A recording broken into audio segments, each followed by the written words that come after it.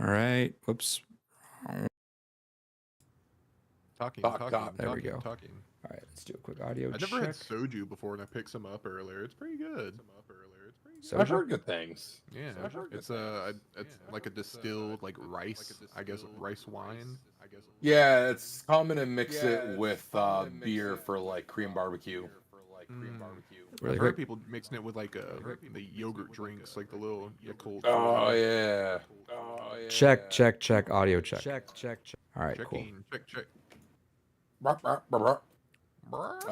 But yeah, no, I've always heard it mix it with a bit of your favorite beer, and that's supposed to be like a perfect like flavor combination there. Nice. Sounds good. All right. Let's just hop in. Let's jump right into it. You know what my favorite meme is seeing those because I was going through because I have so many pictures I downloaded and I just need to get rid of them. I keep telling myself that I can go through and clear 100, then like 1,000 more pop up the next day. It's just screenshots I just forget to delete or something. But I remember I screenshot this one tweet, podcast 40 minutes in. All right, well now that we got that out of the way, let's just jump right into it. So yeah, that sounds on brand for us too. Welcome to the Blue Breeze Podcast, episode number 255. I'm Adrian. That's Kels. That's David. Hi. Hi. Monday Hello. recording because I forgot we got a lot of stuff. I got to get my my senior kiddos out there and graduated tomorrow night. Wednesday night, Uncut Gems. So I'm not missing that. And then Uncut Gems. Thursday night is Furiosa, and I'm not missing that. Yeah. Oh, shit, Deadpool that's already Wolverine out tickets soon. just came out, Goddamn. too. What came out? Deadpool Wolverine tickets, they're on sale now too. Shit. Yeah, I gotta do that too. So They've been selling out from what Twitter's been saying, so who knows? oh shit, that makes sense. So I'll get on that. We'll have some stuff on the podcast mentioning soon. There's gonna be a couple weeks over summer where we'll be taking the week off because I will not be around. And I'll figure out the dates of that soon. I'm gonna go do the adventuring stuff. Hell yeah. And then yeah. So speaking of that, Kels gave me some info about Evo, which is kind of annoying. Is that you can't? And granted, 2 1-day passes is like not far off of a 3-day pass. Like at that point, it's like a $20 or $30 difference for an extra day. But you can't compete unless you have a 3-day badge, which I guess makes sense. That's shitty. Because like you could buy day one or you're not. Yeah, I get that, but it's expensive now. David, I feel like how much was Evo when we went? I feel like it was $50 or $60. Yeah, it wasn't that much. I Damn, think it was like- honestly like 35. Yeah, it's like 200 plus for a 3-day pass. Fucking Sony, goddamn. Yeah, I'm not. I'm pretty sure it's like $222. For- yeah, after for one 3-day event badge is $225. Fuck off. Yeah, no, it was like 35, 40 bucks, something I like feel that. like it was like Holy $50 shit. per day. I think was it. See, that's about normal because like DreamHack is coming up at the end of this month, and I'm thinking about going to it down in Dallas, and it's only like 45, $50 per day. Yeah. I'm not gonna lie. I'm like have been second guessing if I want to go or not because 225 and then another 225 or something for the partner because I don't want just to be like, all right, well I'm gonna go do this to whatever else. So that's $450 for that is a lot. So I'm thinking of just like hitting that finals day and just doing that. I don't know. Something else that Just like a 1-day ticket, just hitting up finals. I might just do finals day as much as I want to, but I want to see my friends too. That's the hard part is because I have some friends that do vending there, and it's cool to kind of wander around to see all that stuff. But it's like what I think I how much is it after that or let's see, like yeah, because day 3 is $95. Holy shit. So you're saving like what you gotta buy a 1-day badge and you can't buy 2-day badges. Like you gotta go and buy that again. Yeah, it's 3 or 1 day. Yeah, you have to buy a 1 day and a 1 day. Yeah, and they fluctuate in cost. So Friday is 75, Sunday is 95. So it's like 160, and it's like you're spending just saving $30 by not going the extra day, which is I don't know. It's kind of annoying. So I'm reassessing that in all honesty, which sucks. But I don't know. I'll let you guys know what happens. On top of that, Not fun. I was gonna say just let me know because I think it's the 31st of May is the last day to buy. Yeah, I Or don't that have might that just many be days to figure it registration. out. So Yeah, uh, that might just be for registration for like actually getting into the tournaments, but I'm not too certain there. yeah. But yeah, I'm down with that too. I'll probably just end up getting a 1 or a 2 day pass because 3 day pass, I don't know, big commitment too Yeah. for all 3 days. And I mean, and to be fair, you save a lot of money because I mean, we're gonna go walk around the venue and just buy stuff. So it's like, Exactly, yeah. um, but yeah. Uh, let me start off with some bummer news and just talk about how my week was. Hell yeah. Granted, it's been a pretty solid week. Uh, got to see the seniors do their practice and do the honor ceremony. Gave out an award for one of mine. Friday was fun. They do that senior sunset, and they were hanging out. Bought a bunch of barbecue for the kids. Everyone's hanging out. They brought some like inflatable like games and stuff like that, and then they filled up like cups upon cups of chalk. Everyone's had a chalk fight in the grass, which was fun. Um, I could still sprint, but I can't sprint long distances. So like I snuck up on like 5 or 6 of my students, just threw chalk all over them, and then they all chased me, and then I'm just like running like for dear life, and I made it away from them, but I got winded, so I got to start doing that. I got so disappointed at how winded I got so early because I was good on my speed, but have you guys ever heard of those Conqueror walking challenges? Nah. Uh, so I guess not why it's just activity challenges. It's called the Conqueror. You spend like 30-40 bucks, and on this app it gives you a challenge, and it'll say like, here's a map of Tokyo. You're gonna walk 45 miles or run 45 miles, swim, whatever you want. 45 miles of activity. Once you do that, you get this like medallion with the lanyard that it's like almost like doing an actual like marathon almost, but like you get that as your incentive. They're achievements. In real life, yeah, achievements that you spend money on, but like you get that back. And I was like, you know what? I bought that. I was like, I guess I'll do that. So I spent the like 35, I think, on it, for the Tokyo one, and yeah, just like, yeah, I mean, now when you put money incentives on things, I feel more obligated to do things. Uh, that's how I lost weight the first time. Was it was like a money challenge on that. I won like 200 bucks off that. But like this one, I spent money, so I feel like I have to use it. So just randomly yesterday, I was like, you know what? I'm gonna walk to the store. So like I walked like 5 miles yesterday. So I guess it works. Let's hope it keeps that going. But David, how old are you, cats? Like 14, 13, and 10, I think. Any medical stuff going on with those guys? I think Juniper, the one I've had just about as long as you've had test, is getting asthma. Other than that, no. Yeah. So, Tess has not been to the vet in a hot minute, but she's an indoor cat, and I'm not really too worried. But I was like, all right. So I booked up a vet visit, and they were asking like, "What is there anything that she specifically does?" I was like, no, she's a little more talkative now, and always for food, but like, nothing necessarily. And they test her. Everything was good except for she has hella diabetes, which is like mega I bummer. saw. And it wasn't like just like, oh, she's diabetic. It's like her level, like a normal range was 150. She had 600. So yeah, Jesus. yeah. So there was like a reason why when we were giving her treats, she just like inhaled the treats. Like I'm not even kidding. She didn't chew. They're hard, like hard food.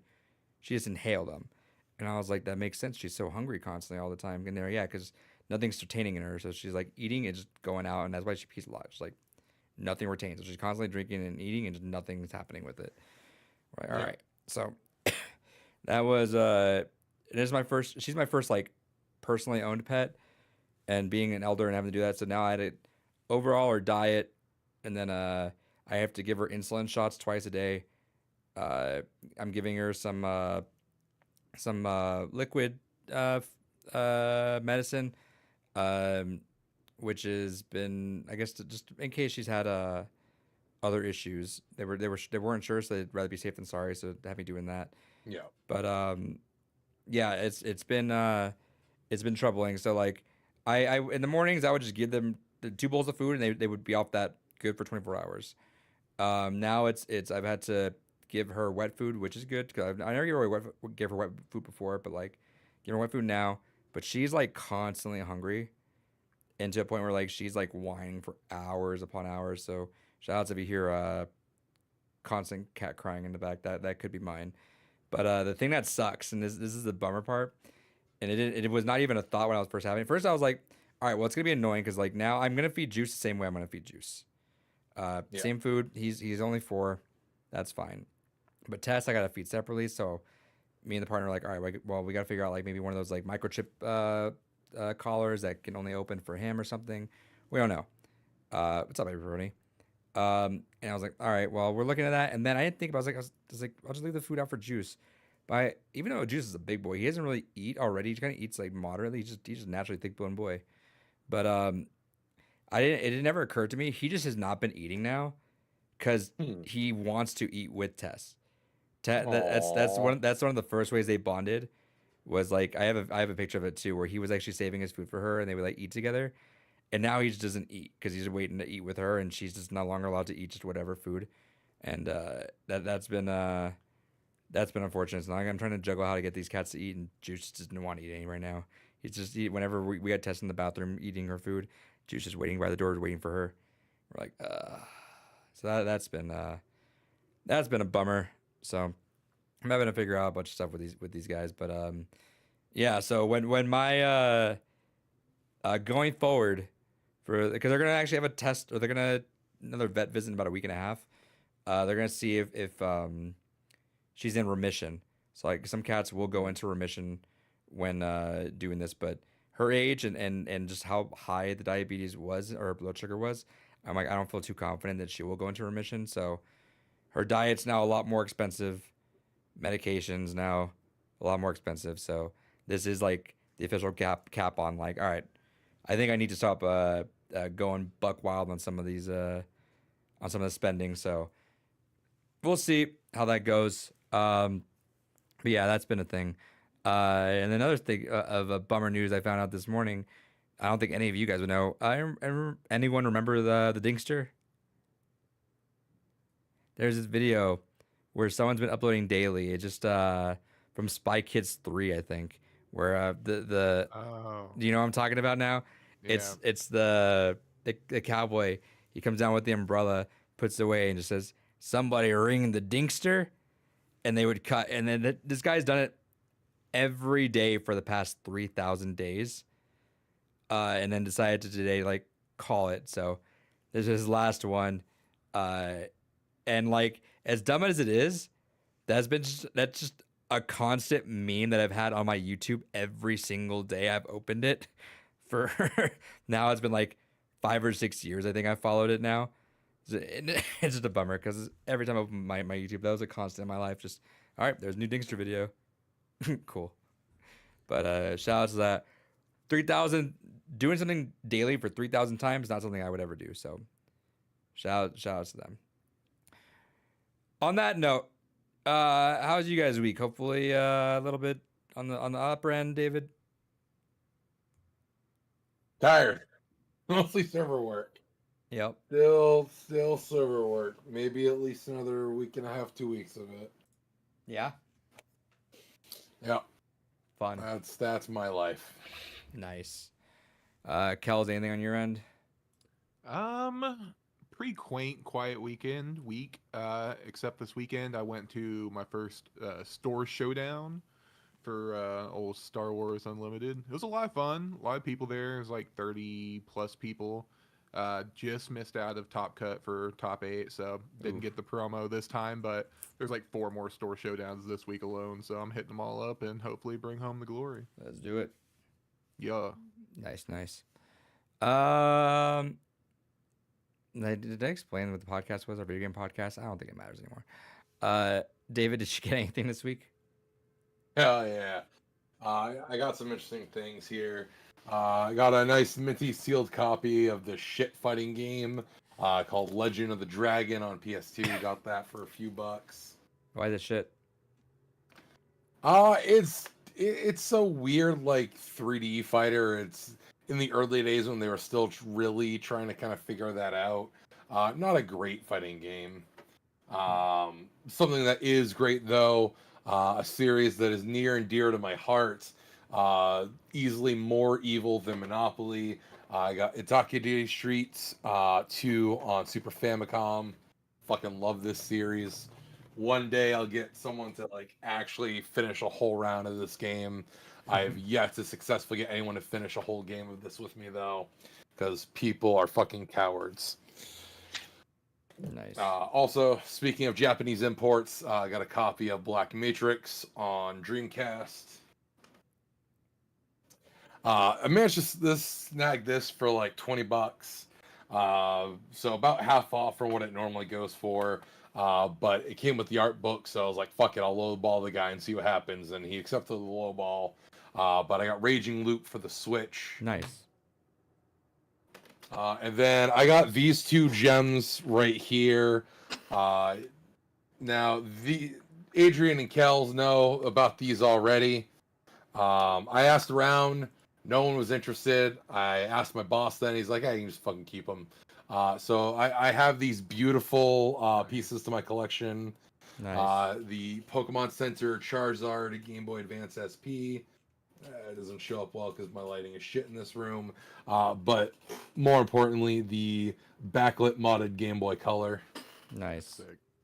So I'm still going to kick him some money because I feel Yeah, he just wrong gave it him to you? just giving them to me. Yeah. How much was he gonna sell them for originally?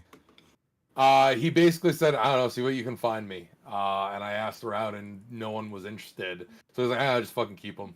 That's yeah. You got not. Yeah, I know it's just because they thought you were selling for $1,000. So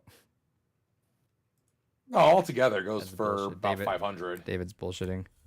He's like, we got no buyers. I guess you have to give them to me. Fuck it. Hey, I asked fairly and no one was interested. Hey, real quick on the chat. All right, Pepperoni must have been grinding Hades. Finally reached surface 2 times and working on the roster. Nice. But this is for David. The end pass bot here, David. I'm sorry Hell to be the yeah. bearer of the bad news, David, but your pass has been permanently revoked, and you are now considered excommunicado. Your Oh, excessive shit. use is causing permanent damage to our society, and it's our responsibility to stop it. We hope you understand. Statistics: 2.6 million hard R's per day. Yeah. I've been From found David out I'm just alone? as bad as Linus. That's it, David. That's it. Damn, it's not that much, Rookie numbers. actually. Disappointing. Anything else, David? No, I have no more hard R's to go around apparently. Cool. Kels, what'd you get? Nothing yet. My comics are actually en route back to the house. I had Nice. my wife go pick them up. Nice. On that end, Kels. So I did pick up. Ooh! What do you get? Yeah, I did. I got Oh, Blood fuck yeah, Hunt. the variant covers. Yeah. Yeah. Yeah, I think volume 2 comes out in like a week or two. It's coming out here soon. Yeah, they did tell me that those uncensored versions go quick. So Damn, okay. they Yeah, I said- just have mine on the pull list, so it just gets added to my box. yeah, I guess there's a lot of people that are on the pull list, so they just do Yeah. a first come first serve on that. I should look into my other comic shop and see if anyone just opened to just put it straight on there because I'd rather not have to be somewhere Right. specifically. But yeah, for now I'm on that list. Oh, cool. MPS Boss said, Kel's good news. You can get a permanent pass by saying the word. I'm good. I got my I got my what's the card called for Asian people? I don't got know, that. I'm Demon a Dice said it, card right? member. Demon Dice pass it to everyone, right? Oh yeah, Right. that's true. I'm a Nice. card carrying member already, sir. I got this. David's gonna get mad that I got it. I didn't. Am I? Yeah. Well, you're not mad. You're just be like, ugh. That's yeah. You're gonna say, yo, ugh. That's exactly what your reaction is gonna be. I wanted this on other consoles, especially because it requires a download on Switch. But $20 was my impulse buy on that, so I did get that. Metal Gear Solid. Yeah. See? Dog, I was gonna say it's something Kojima related, but Yeah. I was holding my tongue. Yeah, don't God know. damn it. Yeah. David would already doesn't like it, but he already doesn't like that it's a lazy Konami port. Yeah, and absolutely. and Such it, a shitty lazy port. and it has a download on that car, which is unfortunate. Yeah. Yeah, so That's like the height of cuckery. yeah, I almost got it for Switch too until I heard that, so I ended up getting the PS5 version I because wanted. I think they're all on disc for PS5 except I think all the MGS games are Mm, on disc. That's what I was worried about. yeah, the PS5 and Xbox versions are fine, but they're on sale at Target, and Target didn't have any of the other Ooh. consoles How there. much, if you don't mind me asking? What was that? How much was it at Target? They're all 20. I'll Oh shit, yeah, I'll I might just go grab a Switch copy for if it's only $20. yeah, that's what I'm saying. So 20 was my spot where I'm like, yeah, I'll grab it for 20. Literally throwing your money in the dumpster. Eh. Um, but yeah, no. For 20, I was like, that's fine enough for me. I'm not off on that. Um, but yeah, I just want to lick the cart. that's fair. I hear the more content there's on the cart, the worse it tastes. Good news, there's no content on the cart, so Yeah, it tastes perfect. Let's see. Why does David not like that? Yeah, because it's like the trifecta of things that David doesn't like. Kojima, lazy ports, and downloads on required for Switch. Does anyone know any good DC comics side of the DC universe? Example, Fable Comics or Sandman. Isn't Yeah. Dark Horse like technically an imprint of DC now? yeah, DC's been they've owned them for a while now. Yeah, Yeah, so Dark Horse would be a really good way to go if you're looking for shit that's kind of like uh, off the beaten path a little bit. Or shit, go read Dark Justice League or some fucking Constantine. That shit fucking bops now. also technically out now, all of Watchmen is DC. That's true. I still need to read that crossover. Was not good. I don't expect it to be good. Alan It Moore was has nothing not to do good. with it. I bet you. I just want to open it up and show Alan Moore and watch him have a heart attack. Get him like they had what's his name in A Clockwork Orange, just pry his eyes open to watch the Watchmen movie. Zack Snyder it. At Becky, there was a senior honor ceremony today, so had to dress snazzy. I forgot about it till like last second, so I threw like a band T-shirt and some like ripped jeans, and then like as I was about to put it on, I was like, oh yeah, I got dressed nice today. That was a bummer. Let's see, David, you play anything this week? I finished Mario RPG. Still great game. Still very much like if you're looking for a good introduction to RPGs, a good game to get people kind of interested. Only downside is I still hate the timing system for the Switch. The timing is all fucked up and weird for some of the attacks, but otherwise than that, a fun, charming little romp.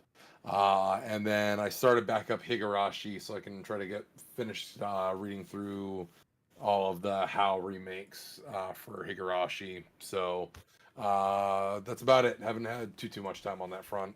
Nice, Kels.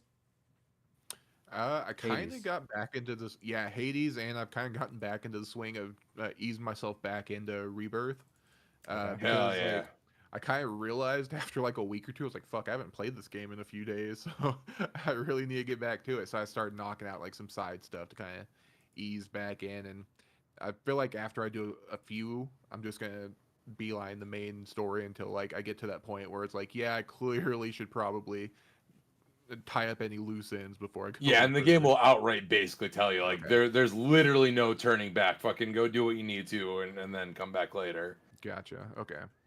Yeah, I'm gonna hopefully try and knock that out by the end of the month or sometime in June. I just want to get it done. What chapter are you on right now? I don't remember the number. I think I'm 11. Okay.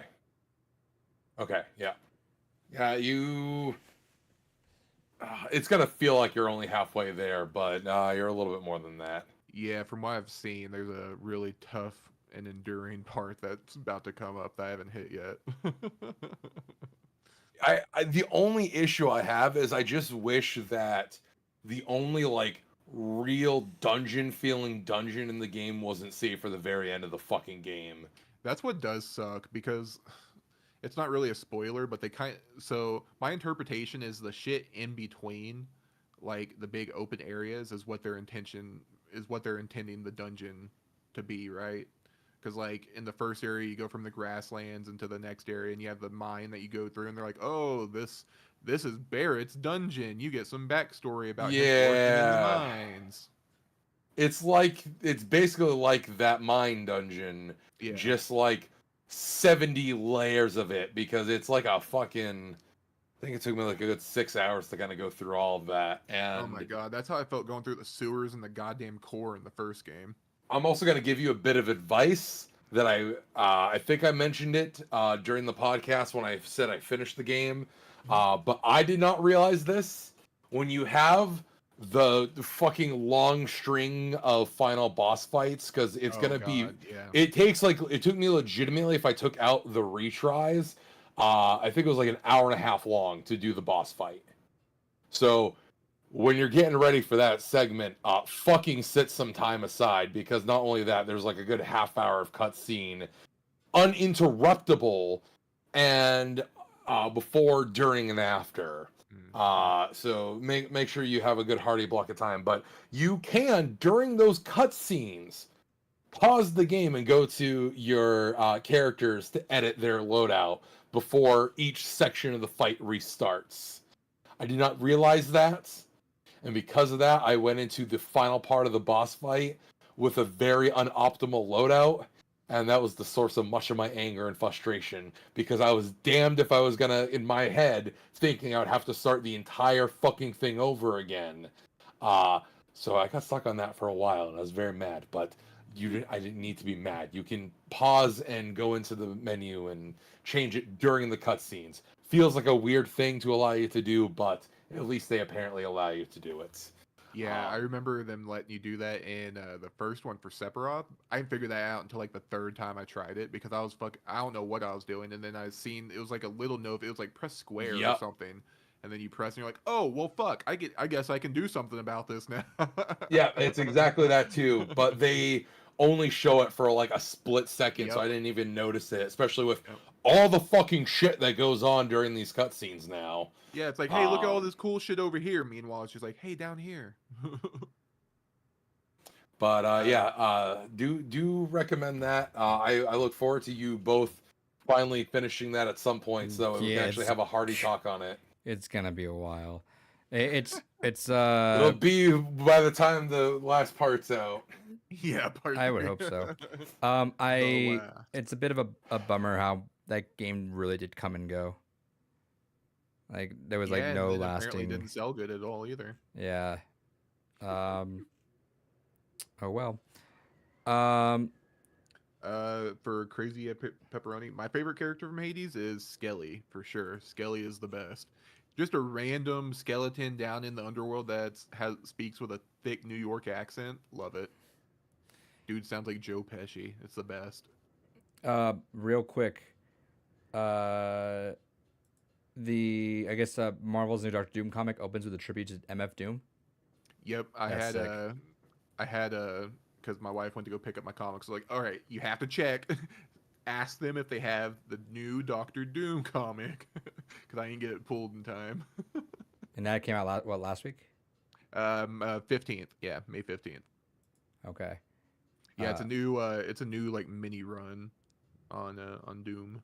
Big shout out. That's sick for having that reference. Yeah, it's his first lead series since MF's died or passed. I this whole week I've had fun just fucking with Drake fans. And one of them is like, we get it, you jumped to rap this week. What, like, you ever heard of like Ghostface? I'm like, bro, I'm MF Doom. And he's like, oh, okay, it's all you know then, I guess. I'm like, that's the weird one to jump to that I just randomly know out of nowhere. And then there was another guy who was like, or was it someone else said the same exact thing, like, okay, like, it's cute using the MF%, and I get you got into Kendrick this week. And so I sent him a video of me at a concert of his like 5 years ago to everyone chanting humble. It was good. It's so funny. It's just so it's so easy. Yeah. Anyway, there's just sometimes I just choose violence on Twitter, and it just sometimes I go looking for it. There's like a long lull period, and then I'm like, you know what? I kind of want to just fuck with people for just a little while. Just not that long, but just enough long. I did just see that actually. Like I just while we were talking, I scrolled that someone It's his son. It's yeah Chet. Tom Hanks' son was explaining to him what the Drake Kendrick beef was. He's like, wow, that sure sounds serious. That's fighting words. Yeah, those are fighting words. Oh man, I thought about that again this last week though, but it's actually insanity that we happen to get David on the perfect like wave riding point for one of the biggest moments in that genre. Like David was like on the point for that. Like that's kind of cool. Who is Mari in the nerdcore scene, David? What? Mari. M-A-R-I. Demon Dice. Huh? Oh, Mari. I don't fucking know. Okay, it's someone big in there. I don't know what exactly. But I've been seeing these two YouTubers beefing with each other now, and I guess one of them tried to like talk shit on nerdcore, and I guess someone that was prominent there fought back and kicked his ass pretty well. So Hell yeah. I don't know who that name was. Everyone seemed to know who it was in the comments, but couldn't tell you otherwise. But that was a cool little connection there. Let's see. Yeah, that's all you played then, Kels? Yeah, no, that's all I've played. Well, I've also played a little bit of Overwatch because they have that new update for the tanks and stuff, but still not worth playing tank. Fucking sucks still. Yeah. Oh well. Let's see. A lot of Rock Band. I got myself my. Oh, I thought this was funny. I didn't show it off. I bought a Wii U microphone on Amazon, and they just gave me a brand new copy of Sing Party, which I thought was funny. Hell yeah. Yeah. That, For Wii U? yeah. Like, I guess they just don't have mics on their own. They just said, all right, well, I guess we'll just give them Sing Party. So I got that. Got my mic stand. Been playing a lot of different songs on there. It's been fun. Then I booted up last night for like about 40 minutes, 30 minutes so far, just because it was right before bed. But I booted up Animal Well, and so far so good. I'm really enjoying that. It's really cool. Nice. Good vibes. It really does that whole not gonna hold your hand through everything. It's really like all right, what's happening? Evaluate what's happening. Trial and error. Okay, you probably got it. Let's see. Had Not Like Us stuck in my head for the past few days. Yeah, it's a banger. Love it. What if you could mod Rock Band to play recent songs? Clone they have Hero. something called Clone Hero. You can go in and track songs and play newer songs, and other people will, and they'll upload them. So it's like a constant addition. Right. Yeah. So that's a cool way to keep updated. Granted, you'll have it'll be hit or miss sometimes depending on just like how people track. Yeah, I think there's like it's like anything. Like if you're going to seed a torrent or something, like you'll have like the users like to go to that have the good shit, and then they'll have like the sketchy ones. You're like, yeah, I don't know if I want to click that one. But I think it's all user generated, so it's not like I think there might be official ones by like approved people, but it's been a while since I fucked with it. Is it free? Yeah, Nice. I'm pretty sure it's free. It's all like open source and shit too. Nice. I'm down with that. I'll fuck around with that after the podcast for a little bit. Yeah, Animal Well is super good, so I recommend that so far. I've been waiting to. I'm really hoping for a physical like announcement for it because I really want to play it. It looks like right up my alley, but I can imagine something. that'll for sure have one. Whoops. God damn it. Hold on, let me do it again. Sorry, you're gonna blink for a second again. All right. In my bag. There we go. I hate having to see. Just install. Yes, do that. Thank you. Done. All right. With everything that's like out of the way now, and let's not get sidetracked. We can kind of talk about news finally for the first time in a hot minute. What the fuck? Right. So what's been happening on the news front? We had, what was it? A Nintendo bought a fucking developer for the first time in a hot minute, I feel like. Yeah, one of the ones let go from Embracer Group, the people behind the MK1 ports and Hogwarts Legacy ports. Which I heard good about Hogwarts Legacy. I heard bad about Mortal Kombat, which is interesting to me. Well, I the thing about mean- Mortal Kombat though is I think I don't wholly blame them for it. I think that was a rush job, and Okay. they've come a long way since where it launched at. Yeah, it does suck that there was a broken product or whatever and it looked like shit, but I don't feel like that was their fault. I think it was more like deadlines were put on them and they were kind of had to like rush to make it and weren't able to get it exactly how they're wanting to. Because it's not like the hardware is a limitation because they got it fixed. They updated it, made it look better, made it more on par for what you'd expect. So Sure. I don't know. That's cool though. Interesting that they'll buy someone that's porting stuff just so close to the next one. But I guess that probably is up their alley of what they want to do is just port whatever they can at that point. They need to buy the studio that made Gollum next. Yeah, that'd be sick. I thought this was a meme. Did you guys see that the Sakurai refusing Yeah, to about add Dolby? David, you see that? Yeah. That I thought that could have totally been a hard drive.net. It really could have. I love the comments. They're like, "Wow, Sakurai, have you ever booted up Smash before?" Yeah, right. That shit takes forever now. So What a if, king, though. it's the funniest nah. logic ever, but it's so real. Yeah. So if no one heard, he talked about how he declined to have Dolby Surround audio in Kirby Air Ride, which was supposed to happen because I guess it was gonna happen, but then I guess he learned they gotta add the Dolby logo at the start of the game for a few seconds, and he said no, just because of that, saying, "quote I felt very sorry for making the user wait. If you take 1 second from each user, that means you'll be taking 10,000 seconds from 10,000 people.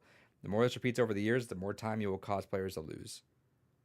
And see, the thing is too, like this is deeply, deeply a Japanese like etiquette thing too, because it's a whole thing about inconveniencing others, and so it's like a big pillar of like just existing. Like you don't listen to your phone out loud in public. You don't talk out loud like on the train and shit like that, just because it's inconveniencing everyone else's like environment and what they're doing. It's just so funny to hear. It's like this is really old school kind of sentiment. But I mean, it's valid. I can't argue with it. I mean, I get it. Right. I mean, it makes sense, but also it's just wild that they just cut a whole thing just because of that. Yeah. When do we think you see a new Sakurai game? Never. He say he's still making games. Yeah, I think he's gonna come out with something like super cute and artsy. Like I feel like it's gonna be like I don't know. I feel like see, I would not expect him to make this kind of game because right, like he's you think about what he's made, it's like the Kirby games and like just Smash. But like I don't know, like it's like He's imagining got to make a hard M-rated shooter next. I was gonna say like I don't know why. It's just like the first thing that popped in my head like when you say artsy and what Sakurai would make, I don't know why. I thought of Unfinished Swan. Like imagine he coming out with imagine he comes out with like an Edith Finch out of nowhere. I was like, what the fuck? Oh yeah, Kid Icarus is what he made, huh? I forgot he made Kid Icarus. That would was be great cool. too. You should do more of those. Do you think how's this? He does I don't think he directs next Smash. No, I think he's done with Smash. Do you Period. do you think he's involved in the project in some sort of fashion, or do you think they cut him off completely? I think they still go. Oh, sorry, you go ahead. Oh, I think they're gonna do. It's weird, right? Because on one hand, like I would think, or anyone would think, like yeah, they'd probably bring him back. But again, this goes back to it being Nintendo and them being Japanese. It's a really weird sentiment where they're like, "Oh, he said he doesn't want to do this. We're not even gonna bother asking him because it's an inconvenience to him. It's something that we don't." He said no, so we don't want it. I think it would have to be Sakurai coming to them, being like, "Hey guys, I'd like to do something with this for it to happen." I would agree. It wasn't that. That's exactly what happened in Brawl. Did you ever hear how Brawl? I have no He's- clue. He said after Melee he's done. He's like, I'm good. I'm not gonna be Smash anymore. That's because Melee, being famously made in like 13 months, Yeah, Uh, wasn't it? Yeah, wasn't it kind of like a Halo 2 situation? yeah, They just they kind of two put of it my favorite games together of all and time just fucking did were it. fucking Yeah. jobs that people killed themselves for a year over. Mhm. Um, but yeah, he's like, I'm done. And so at when they announced the Wii and they announced Super Smash Brothers, Sakurai was like really confused, like, oh, that's cool. And then they like cornered him in a room that night and said, please make this game for us. Please make this game for us. Please make this game for us. So they announced Smash before ever actually getting Sakurai on board to do that. God damn. Right. See, that's why I'm kind of leaning to. I think what happens is he's not going to be directly involved. I think what they'll do is they'll go ahead and come up with a lot of stuff, but then there's still going to be someone that's like, maybe we run it by him and just get his thoughts. Yeah, So it'll be a lot of like, Like an hey, while you're advisory doing other for Bernie says. things. Yeah. for sure. Um, That's why I would hope, and that's why I would want for sure. See, here's what I can imagine happening. I can imagine them making this, and then I know it was an urban legend, but I do know that like Iwata came in to help finish up like Melee and Pokemon, right? Yeah, I can imagine- I've read that before. I can imagine he comes in like that kind of and just helps him kind of cross the finish line on some things.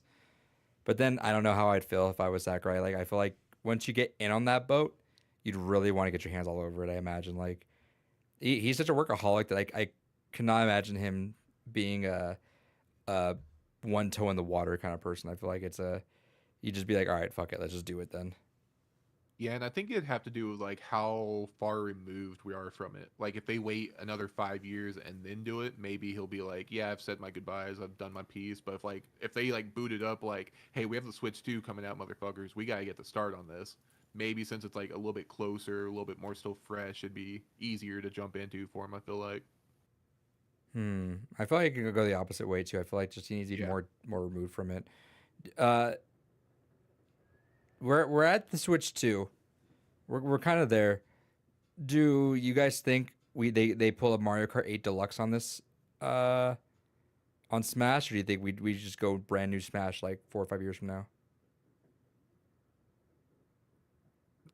It's really hard because like, what do you do after Smash Ultimate? You know. That's how I felt. But- But But can you at the imagine same- like oh, my bad. no, go for it. I was gonna say it's really hard to like after Smash Ultimate, what the fuck do you do?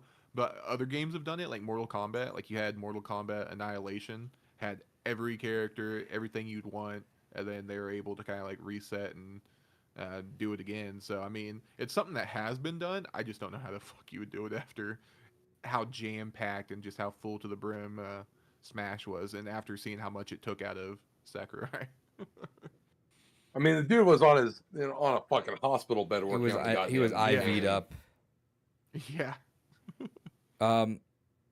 See, and granted, like I feel like everyone's in that same boat, right? Like no one, there should not be very many people out there that expect Smash Ultimate, whatever comes after this, to be bigger. I think they should take it back. I think 8 characters, 12 characters. Yeah, Only, imagine. 8 characters, and then just they could run it kind of like a live service, like how they are now. Just do like a annual, just do like 4 characters here and there or something. See, but like, No Fire Emblem characters. Fuck them. yeah, David. Uh, Hell yeah. I Trim the roster down by half. because you know what I'm surprised they never made. I'm surprised they never made like a complete edition of the game. Well, what would be included in it? All the DLC. Just like just a everything full together. release, yeah. Because they've done that a few times, like Breath of the Wild. I mean, granted, it was a Japan-only release, but Breath of the Wild got a release that had all the DLC and everything on cart, which that version of the game, I think, goes for like almost 200 now. But like, and they do that for quite a few of them, honestly. right? Because right what's- now, go ahead. What's really keeping them from just going back to Smash Ultimate? You know, like, is there anything keeping Licensing. them- That would Well, be I the mean, biggest for, one. like, new characters, I guess, or is it for like existing too? They just have to continually pay for it as long as they're producing. I think stuff that's for it. Okay. Well, so here's the issue. The biggest caveat to me even proposing that is that they would have to give royalties to every single company that is in the game. So I that don't would give be a fuck. Nintendo's like one of the biggest companies. they can pay for it. Fuck them. right. But like the nightmare that they don't want to deal with is that game selling Right. like 45 million, like Mario Kart 8 Deluxe, and just perpetually always having to give out money. That's why there's so many third-party DLC characters, is because you could piecemeal that royalty out. Like, all right, they buy this, you can give them the money for that. But that's why they weren't really doing that as much. That's why so much third party is DLC. Um, but I just I feel like that's such. I feel like what you could do is like, imagine they release the game with all the DLC.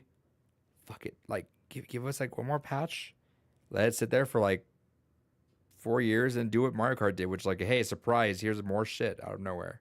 See, that's what I was kind of thinking too. That's why I was wondering, like, what's stopping them from doing that? Just letting it chill, and then a few months down the line, be like, oh, hey, we want to add XYZ to it. We want to add this guest It is character or very whatever. weird. They decided to just like cold turkey stop it, which I imagine was just a Sakurai thing, right? Because Sakurai would not want to not be involved if That it might kept be a thing going. too. Like maybe he has to get, maybe people that worked on it have to get paid or something else. Or it could have been just people like that work just liked working under him mostly or something like that, right? Right. Um, but I don't know. I no food. Um, but yeah, I feel like at that point it needs to have like, I don't know. I don't know if I even want a new Smash right now. Like it's not just I as much as this one kind of bugs me now. Like I don't really care about where the meta's landed at. Uh, I could go for like a patch, and I think some of the DLC just sucks. Um, I don't I'll necessarily. say I want a new Smash, and A Pepperoni mentioned it. Multiverses is like right on the horizon for its official launch, and that I kind of think is a I big don't. reason why Smash should be looking at doing something. I don't know. Maybe it's just my neck of the Twitters and whatnot, but I haven't seen the same hype for it like back during its beta. I Oh feel like yeah, that cooled way too much. it cooled a shit ton, but they just released like a launch trailer today, and it kind of blew up again because they announced Jason Voorhees and Agent Smith as What the characters. fuck? Hold on. Yeah, Yeah, I saw that. because I guess Which they're it makes doing sense. Oh, sorry. Go ahead. yeah, so I guess they're doing 4 new characters for the Do official we have? launch, and I'm assuming you got all the characters you purchased before, right? I think so. I'm I not would too hope certain how so. it If works. not, Yeah, that's some fucking shit. but I think the 1.0 launch might come with them all because that's how they're kind of toying it. They're like, oh, 4 new characters. It's Banana Guard, Joker, Jason Voorhees, and Agent Smith from Matrix. Yeah, because I And remember. Jason Voorhees. So I Yep. that dude, Multiverse is such a fan. Like, I would love to just see truly what happened, right? Because like on the wall, it's so interesting what that was, which is like it was on track to continue going. It's just that support or yeah, player Yeah, support for it just Powerpuff fell Girls off were hinted. so hard. Well, it's because I don't think they, so supposedly when they first did the initial launch, they were a really small team, like sub 20 people or something like Yeah. that. And I think it blew up to the point where they just couldn't keep up with it because it blew up like almost overnight. They had like what, 250,000 people playing it at one time at one Yeah, point. and Yeah, they were And saying that's like, just yeah, on Steam. this was because they had like planned like there's a character like every like so like every other like every month I think there was a new character, right? They were in, Well, that was after a while. Like it took them like a few months, and then they did like what was it, LeBron James, and yeah, then and Rick then and after that Morty. they started doing the character like a month. Mhm. But then like their season pass just like it felt like it reflected that too because the season pass just became a slog and like so hard to Eh, complete because I think it Yeah, was just a and to time be killer. yeah, and like a big thing is like there's not a whole lot of like post-launch stuff, but at the same time it was just a beta, it wasn't like the full launch for it. So it's one of those supposedly, so it's like one of those weird things like what were we expecting with it and like Yeah, what they were kind of like teasing us as if it was a full game, but at the same time like other foot out of the water, be like, "Oh, it's not actually a game." because So, if you looked, I remember people would always data mine it. They had this DLC cooking. yeah. Like they were still working on it for sure. I think what happened is like everyone stopped playing it, and because they did have their like emergency foot out the water. All right, it says a beta, guys. So whoops, we're gonna go hide for a little bit because that selling season passes for a beta in hindsight, right? It's like that's not how that should work. Um, yeah. So they Yeah, kind of and I think I feel like this game's really set up to fail too, especially after like how bad Suicide Squad did and like all the news that came out of WB because there's talking like, oh yeah, we're pivoting away from single player stuff and we're pivoting away from Hogwarts, what did good, and we're going towards the live service games like Suicide Squad that fucking sucked. Suicide Squad, the multiverse that died off, right? Yeah, Um, both of them have died off. While meanwhile, Hogwarts is like a top seller of that year that came out. yeah, and those developers went on to go get bought. Yeah. Um, see, it's Gizmo and Stripe released kind of close to each other. Yeah. I like multiverse. I'm gonna play for multiverse again. I liked it a Oh yeah, lot. I'll definitely be playing. I loved a lot. Like the characters were really cool in there. Like they all had really unique movesets, and there was like something unique about them all, which I really enjoyed. Yeah, and then I think actually what I liked a lot was it differentiated from Smash, where it was really a doubles game. Like you know, playing it. It was a lot of fun. Yeah, playing Like it you could single like player like or 1v1 was like not the move. It was like built for you to play with a friend. yeah, it's definitely a lot of fun whenever you can communicate and you kind of get that familiarity. I feel yeah, like I feel a lot of it's built off of like bouncing people, comboing. It's really Yeah. cool. I remember what was it? I was playing against someone. I forget what character I picked, I forget if I I always was. played Superman because you could just grab people out of the air and just fucking Yeah. fling them out of the arena. Yep. It was so You just fucking intercept good. them from off stage and just kill them. Yep. And then I picked Finn right off the gate, and his down smash just killed Yeah. everyone, dude. It was so Yep. funny. But I think it was Superman. I forget because I played someone and they got salty, sent me salty messages afterwards, and they're like 1v1. I'm like okay, and so I picked that and I picked whatever character they did and I beat them like 3-0. And they're like, "What the heck?" I was like, "I play Smash, bro." Like, pun intended. But I was like, "Yeah, I know these games. I'm gonna keep beating you." He's like, "All right, well, whatever." GG. I'm like, "Cool, thanks." Yeah. So I'll get into multiverses again. I just Oh yeah, uh, and it's free, right? So I mean, it's might as free. Aside from the Speaking season of pass free just being Mhm. a really shit slog at the end, I actually Yeah. didn't mind. Like, it was fun to go through. Um, and just the absurdity of the types of characters you get is the closest you get to Smash now, right? Like I miss those Smash reveals. I will say too, also like the rewards for the battle pass. Not all of them are great, but I remember like the skins, like the big skin that you would get. They're all really cool. Like I really like the art direction and like how dedicated they are digging into like the mythos or like the Right, different stories for the character. That's really cool. right. Um, let's see what else happened this last week. I feel like more things happened. X Defiant comes out tomorrow. That's a big one for Ubisoft, especially after their shit show with the new Assassin's Creed getting flogged. Oh yeah, what? Oh yeah, because of the main character.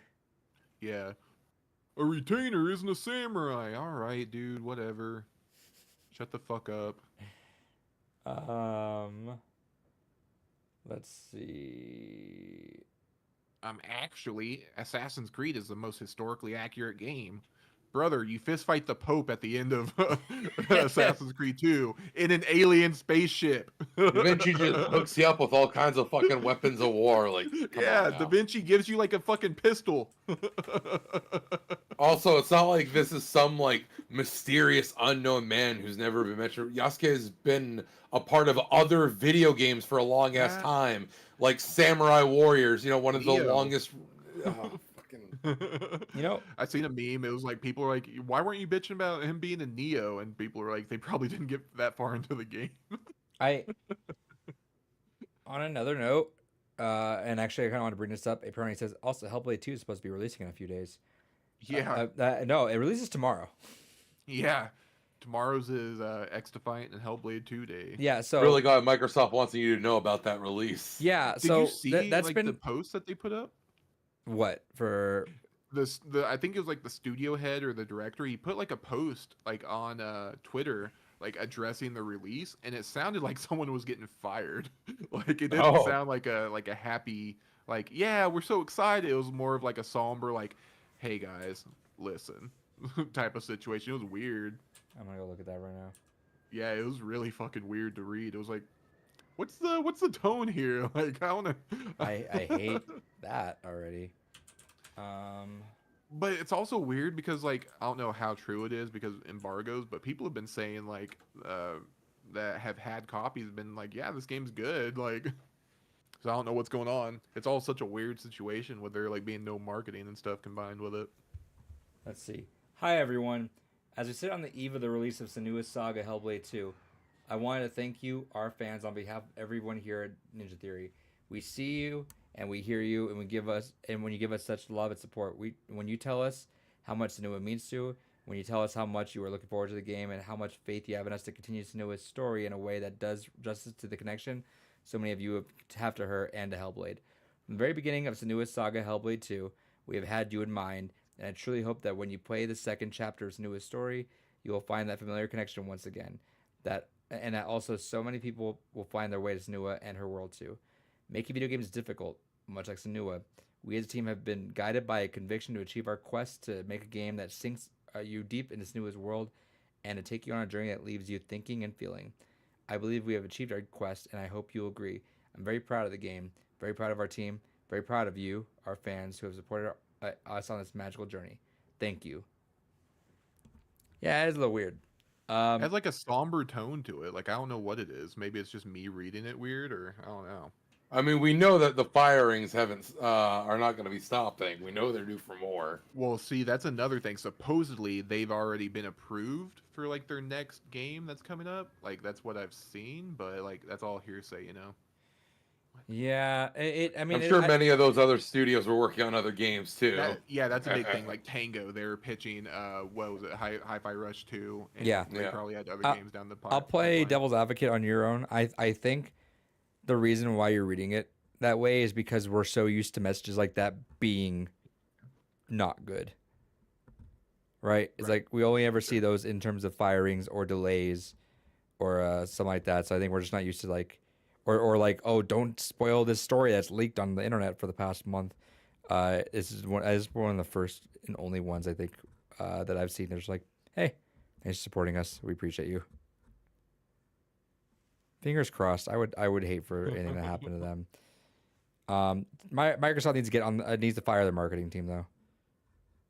Like Yeah, it's so weird, right? That- Like, what the fuck's happening? that's been going around the internet. Like they just made a tweet like Hellblade 2, May 21st, 2024. Like, can we hire me? Fuck it. Like, pay me what the entire team is getting paid for, and I promise you, everyone will know about that tomorrow. Right. Hire all of us. Fuck it. We'll do everything we can to blast that shit everywhere. Just like everyone no one knows this is happening. Like that. This is literally one of your flagship titles. This is the one that you announced your fucking console on.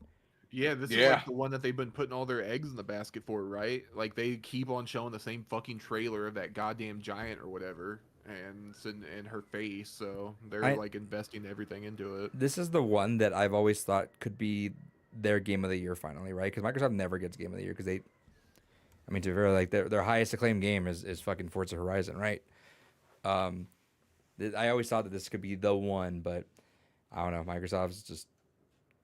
Sometimes it feels like they release shit and they're like, "Oh, is that doing cool? All right, cool. Let's start talking about it now."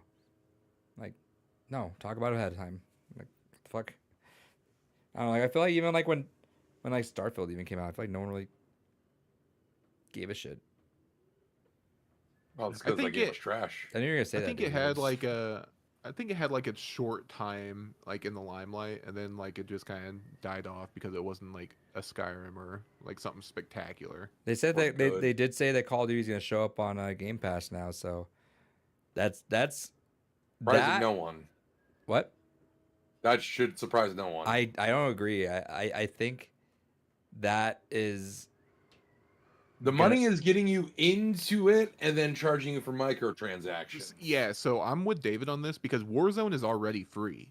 So making multiplayer free is just a hop, skip, and a jump away because they're still gonna make money off the battle pass. They're still gonna make money off the other shit, and then they can just probably release short story stuff like on the Game Pass and be like, "Oh, here's Chapter 1, Captain Price Origins," or some stupid shit.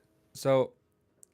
I'll say this because yes, I've always said that I could see Call of Duty be on Game Pass, and the whole appeal of Game Pass now becomes buy Game Pass and you get it, or I guess you could buy the PS5 copy. That's fine for $70 if you really want to, but when now that we see how much money's being lost in the industry, when you're like, think about that, right? The industry's taking like a pretty solid, not like a nosedive, but like it's slumping. We're now removing the we're gonna take away sales from the highest selling game every single year. It's someone like it can go either way, right? Because the point is supposed to be buy Game Pass, you'll get Call of Duty, and you'll stay on Call of Duty, so you'll keep buying Game Pass. I think that's the smarter move, and I'm glad they're Yeah. doing that. But like, I'm sure that there's a reason why it was a point of contention inside Microsoft, because I'm sure some higher ups are like, wait a second, they're already gonna buy this game for $70. Why give it to them then? But luckily, the logic of like, hey, do you guys want Game Pass numbers up or not? Because they've gone up like 2%. Yeah, there's so much money lost in the gaming industry. Battlefield still wanting to charge for magazines. I miss Battlefield, dude. You say Me that, but the too. last one fucking sucked. No, that never happened. I miss Battlefield. The last phenomenal Battlefield was Bad Company 2. Yeah, We've had at best fine Battlefields like, Battlefield 3 and 3. 4. Yeah, Battlefield but 3 Battlefield was 4 was fun like a year after all the DLC came out, and then they fixed everything. Yeah. I remember Battlefield 3, like it was so fucking glitched at launch. Holy Yeah. shit. Everyone had the long And ass especially necks. being what followed Bad Company 2 was so so claustrophobic feeling in comparison, and just very it was a gross time. I've said for a long time I want Bad Company 3, but I don't know if I do anymore. Like at this No. point, I don't They're gonna fuck fucking it up. trust them. Exactly. I don't fucking trust them. No. Yeah, they need to get like a good Battlefield underneath their belt and it not have any problems before I'm gonna be like, okay, now you can move on. You need training wheels first, boyo. Fool Go us once, remake shame on Battlefield you. 2 or Fool us something. twice, 3 times, 4 times. Fuck it, we'll learn eventually. Yeah. Every time, you know what? Here's the issue: is every time they put a Battlefield trailer out, we know all of us are like, "All right, it's looking pretty good. Looks like we're back, boys. Looks like we're back in." And then like Oh, launch EA week did is that like, to me with Madden. yeah, The new NCAA, they launched because NCAA has been gone for 10 years almost, 9 years, and they just dropped the trailer for the new one that's coming out this year, and it looks hype. And then I'm like, oh yeah, this looks awesome. And then at the end, pre-order now and get 3,400 college points for your ultimate team. It's like, oh no, they did it. they did Oh, it these again. They can't bastards, they keep did it. doing. They can't keep getting away with this. Yeah, we're letting them get away with this. Oh, And now they're packaging Madden with NCAA, and I think it's $150 like combo or something. And it's like get them both together, and you can get Ultimate Team points for it. They're packaging together to sell you more. I was about to Ultimate say, Team hold on a shit. second. Just buy them Mm. separately. They're cheaper. Right. How long does EA still have the football license for? Oh, they just renewed it recently for. So there's a distinction. There's arcade, and then there's simulation Right. gameplay. EA has, I think they did like an 8 or 10 year extension or something like that. Another for one? The simulation. Yeah, Jesus Christ. yeah. So they're locked in for a smooth minute. You look like a man that enjoyed the 2K games back in the day, right? Okay, so I still play 2K5 because there's a forum I follow where they update the rosters with Madden numbers and then they That's sick. translate it. Yeah, so they update the rosters every year, so it's updated rosters. I think I don't have this upcoming year's, or because yeah, the draft just happened. So I think during preseason they do a preseason roster depth chart, and then once regular season starts, they upload the final or the first depth chart, and then from there they do like quarterly or some shit like that. But they'll upload. They take all the numbers from Madden, and there's like some fluctuations. You kind of have to change it because some stats don't exist in 2K and shit like that. But yeah, it's all up to date, and they even have like the pictures for the players and shit too. It's awesome. That's cool. For all the children out there that never got to experience it, imagine a football game that came out yearly that was not only amazing, but also like $20 MSRP. Yeah. Yeah. That Yeah, shit I forgot about slapped. that shit. Yeah, dude. That was some good times. You roll up in there, just pay $20, you get a brand new game like that was like solid. Like That's why Oh, EA had to, 2K5 is still like it's better than some of like the more modern like Madden games and shit. It has like it has more features. Like it has actual halftime shows, actual like reporting during EA halftime. was It's like, we got to crazy. get rid of this fucking thing. Yeah, that's Yep. why. Yep. I, how much I mean, it is their money maker, so they're paying a lot. But I'm surprised Oh, they dude, actively they're like. making dirty. Actually, FIFA's their money maker. That's where they make all the Yeah. money at because that's international. I'm surprised Madden's just like America. I'm shocked they're getting away with like exclusive licenses on that though. That's so. Well, FIFA they don't because you still have like was it Winning 11 or whatever Right. Yeah. so you still have a few of them, and FIFA they don't even have FIFA anymore. It's EA Football Club or EAFC or whatever. They lost the FIFA licensing. Right. But for football, like that's Right. it's That kind of is crazy. it's kind of wild. I mean, they have to pay something obscene and make a really good argument because like if I was that, I'm like, why would I want to give it to just one person? Let everyone make some because Yeah, that is really weird, but I think it's like a protective, like they're very protective over like they call it the shield, which is like oh, the and they're like, well, we logo, can the we whole- can we can hover over EA a lot more about this versus like 3 or 4 different companies Yep. making football games. Okay. Exactly. We can Yeah. lord over this one entity. Man, the old days, dude.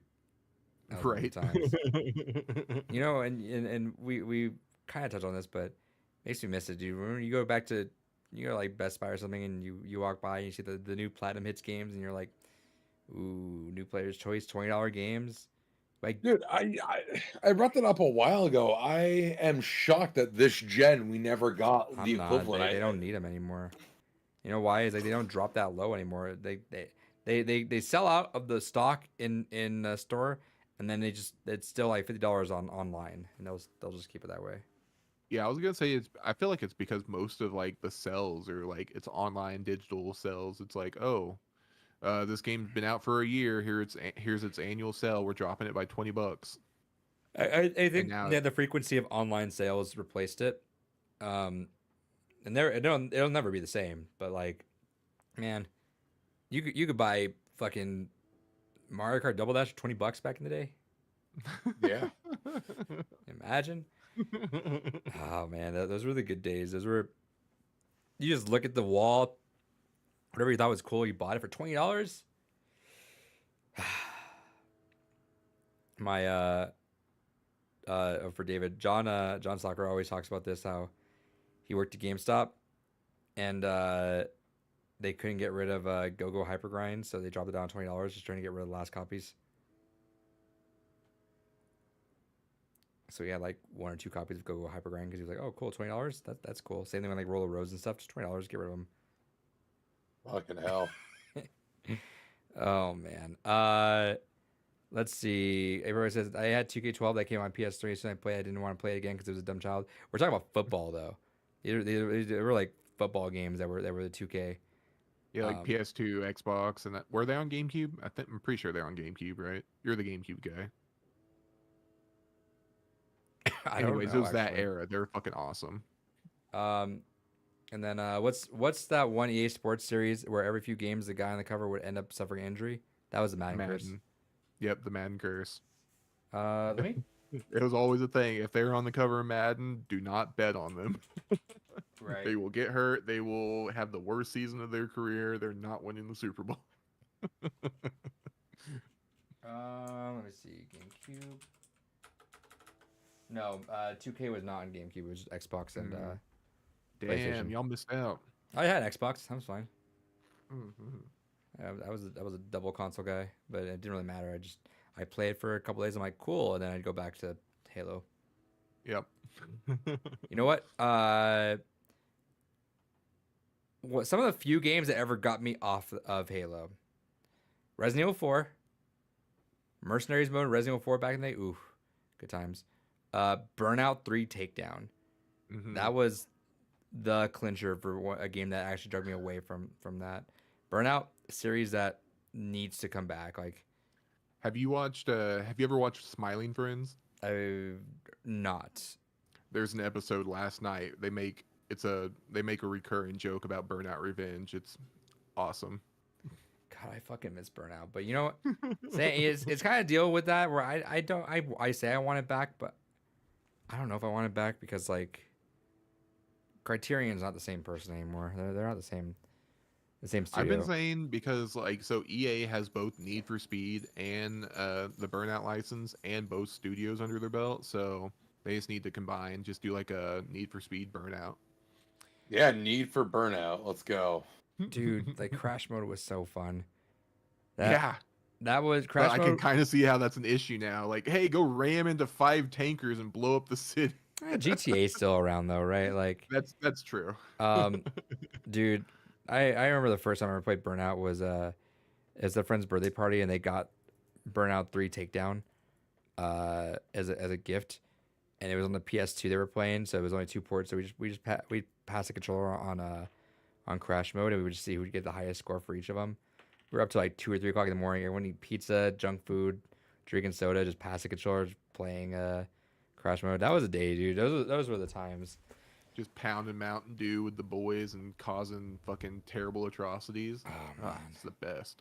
dude, these kids don't get it these days, right? Like, it was a different time back then, dude. That it was just how limited you were just made it so much better.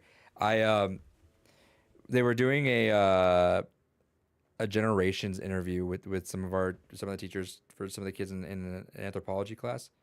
Okay, old man. Yeah, I do sound like that. It's fine. But they would ask everyone like, what were some questions? It was a voluntary thing because it took a while, but I decided to do it 'cause I was bored. And it was like some of the questions were like let me pull up actually really quick. Because actually I'll ask you guys these questions too. We'll see what you guys say. We shouldn't be too far apart in these though, to be fair. Let's see.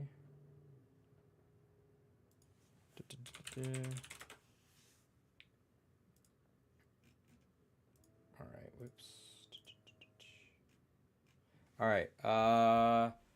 What do you think are the positive characteristics of your generations? Wait, should I take my headphones off? Is this a quiz? No, just it's because yeah, we're all just in the same kidding. spot. So like, Yeah, yeah. what would you I'm guys just say? fucking with you. What would you say is the positive characteristics of our generation? I'd say technologically literate for the most That's part. that's kind of one thing I'm gonna go towards a little Yeah, bit. probably one of the last generations for a while, to be honestly. Yeah, I said our flexibility yeah, I because can see that. we yeah. were born on that precipice of the old world and the new world. So Yeah, like, I know how to rewind a cassette and eject a DVD. but like we've cognitively it sounds stupid, right? Especially maybe to you guys not being in the classroom, but like we've cognitively like deciphered the ability to, if something is not correct here, we will problem solve and figure out solutions because that's what we were programmed to do, right? If we had research papers, we went to the library and there was not a book on that, we didn't just say, well, I guess I can't fucking do it. We hiked our ass to the other library and looked for that, right? Like whenever like a problem that like stopped you, we had to find other ways around it. That applies towards technology, right? Technology was so archaic that if we just didn't know what it was, we like brute forced our way around it until we figured out a solution towards this. Yeah, it's so funny. That's like how my little brother is. He's I think 17 now, and he's kind of he's like that way. He's like if he doesn't like he's not able to find it easily or something, he's like yeah, fuck it. Yeah, Like, yeah, don't no, care. that is. It's like, hey, what's this? I'm like, just Google it. I did, and I look. I'm just like, scroll wheel. All right, cool. There you go. I'm. It's you wouldn't think, especially yeah, David. You for sure like would not understand any of this stuff because like how that is, but like that's how it is, dude. Like and I boomered my answer about this all the time. I actually said this on here too. Is that I'll just never I'll never get over the fact of how fucking wrong I was growing up. Where I'm like, man, these kids are gonna be so good at technology, but no, I just didn't realize that apps would become so fucking dumb It'd and be like dumbed down. Yeah. streamlined that like they can't handle any sort of archaicness. And I think the archaicness like added to a development that kept us on our toes. Well, not Well, only there's that, but sorry, just real quick, no, you're good. because I talked to my Zoomer boss about this quite a bit, and because one of the things he kind of brought up, a lot of his generation were specifically raised on mobile UI. So it's very much like, well, if you can't immediately tap it or reinstalling it doesn't immediately fix it, there's nothing you can do. There's never been anything designed further in mobile troubleshooting beyond that. Yeah, so have you seen the meme before of like the kids not knowing how to operate a TV because they think it's touchscreen? I've seen that shit actually happen this Yeah. weekend at one of the weeklies I go to for at the card shop, because they had like results up on the screen and the kids were up there trying to find theirs by scrolling on the screens. Like, buddy, that's a television. This isn't your Kindle or your iPad. Right. Um, it's so fucking bizarre. Like though, like right, like thinking, like I swear I would have put my entire like gaming collection on that. That I thought kids had been fucking amazing at it, but no, it's I just never crossed my mind that apps would just dumb everyone down to the point where like, oh, it no work, I'm done. Um, which, I mean, having to teach all that shit like is so fucking wild to me sometimes. Where I'm like, just how do I do this? I just Google it. Like I don't. It's like I try to meet them at their level, but like that's like some of the stuff that just doesn't compute with me sometimes. I'm like, yeah, how is it that you just give up on the thing? Like, what the fuck? Like, you just if you were like your survival instincts are crushed. If let's say the worst thing happens, we're in apocalypse land, and like, oh, you have no water. Guess I'll die. Right, that's like Yeah. that's like where we're at, right? That's like, well, dude, if apocalypse times happens, we're thriving, we're good, we're chilling. Like I think we've navigated enough of old and new that we're like, all right, we can juggle this shit. But like, dude, they can't, and it's so fucking bizarre to me sometimes. What do you think your negative characteristics of your generation are? Mm,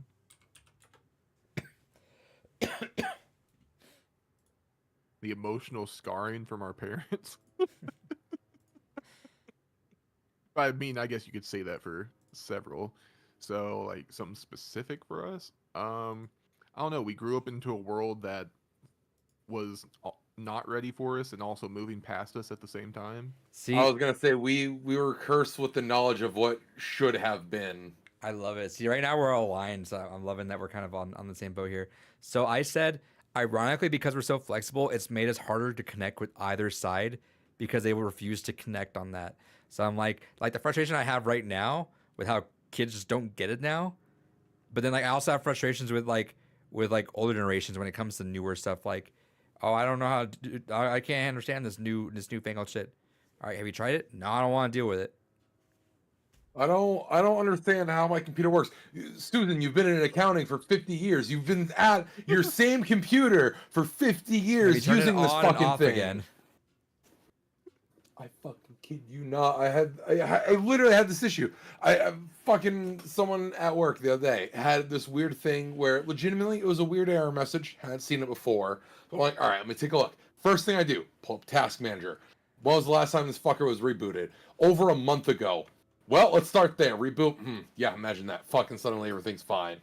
So I said that our understanding of either side and our connection is really purely unique. April said I gotta head out and eat, but you guys have a good rest of the podcast. I'll update y'all on the Hell roster. yeah. Please do. Yeah, dude. We have such a unique viewpoint on both ends that it makes it harder to connect with any sort of one, either going forward or past. I feel like we're so stuck right here for that. We have to undo the damage of those that came before us and try to like fucking protect the ones after us from their own fucking I shit. didn't ask for this shit, David. Yeah, for sure. What let's see, what generation raised you? In your opinion, what strengths and weaknesses did they have? I mean, I'm the worst person to ask about raising. I basically raised myself. Right, but how old how old were your parents on that? Because that plays into that answer 100%. It's like a 20-year difference. So I was raised by both baby boomer and Gen X. And I'd say that the strengths were the strictness. I feel like as much as I didn't like it. I feel like that kind of built me up enough to like know myself, right, and I kind of have my own boundaries and that because once you just like take the strictness out of a household, it just it's you get Bam Margera, right? But I think that helped me in a way too. But then I think the weakness was uh social understanding of things, right? Like we're the generation that would probably understand most of who the fuck cares if they're lesbian. Like that's fine. Like, oh no, you pronouns. Do literally my life. I'll call you whatever the fuck I want, like or what not whatever you want. How do I want? Oh, she, her. Yeah. Whatever you want. I don't give a shit. Cool. Oh my god, what do you want to be called that? Why would you care? Well, why do you involve yourself with that much care in your life? Kels, anything on that end to input on your end? For Generation raised you?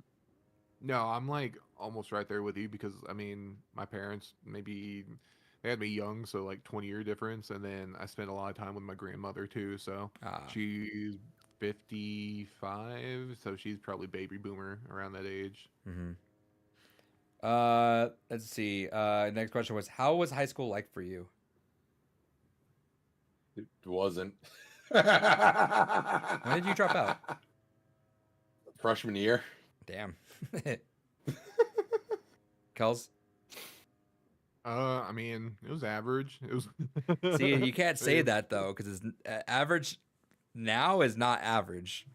I don't even know how to like go about that. I mean, I was just like, I mean, in high school it was kind of weird because I was the nerdy dude that was also the 6'2" football player, that big guy that played football. So I mean, it was always a weird situation for Sure. me.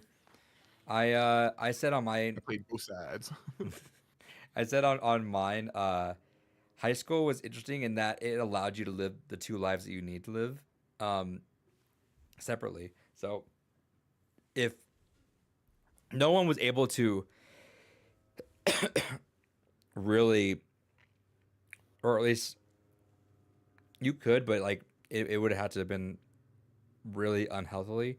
No one was able to live online, right? Like yeah, like towards the end, like towards 2010 when I graduated, you had Wi-Fi and you were able to do some stuff, but like it wasn't. You started to be at a computer, right? No one's trying to be at the computer all day just to keep up with social media stuff like that. Like it was like you did your stuff with your friends, you hung out, you caught up, and then unless you were calling them, you like that was it. Like you went home and did your own thing, and it was like a really good balance in terms of like how to separate I don't know. things. We did like chat rooms and shit, like IMing or With your friends? MySpace was a big one. Yeah, for sure. Interesting.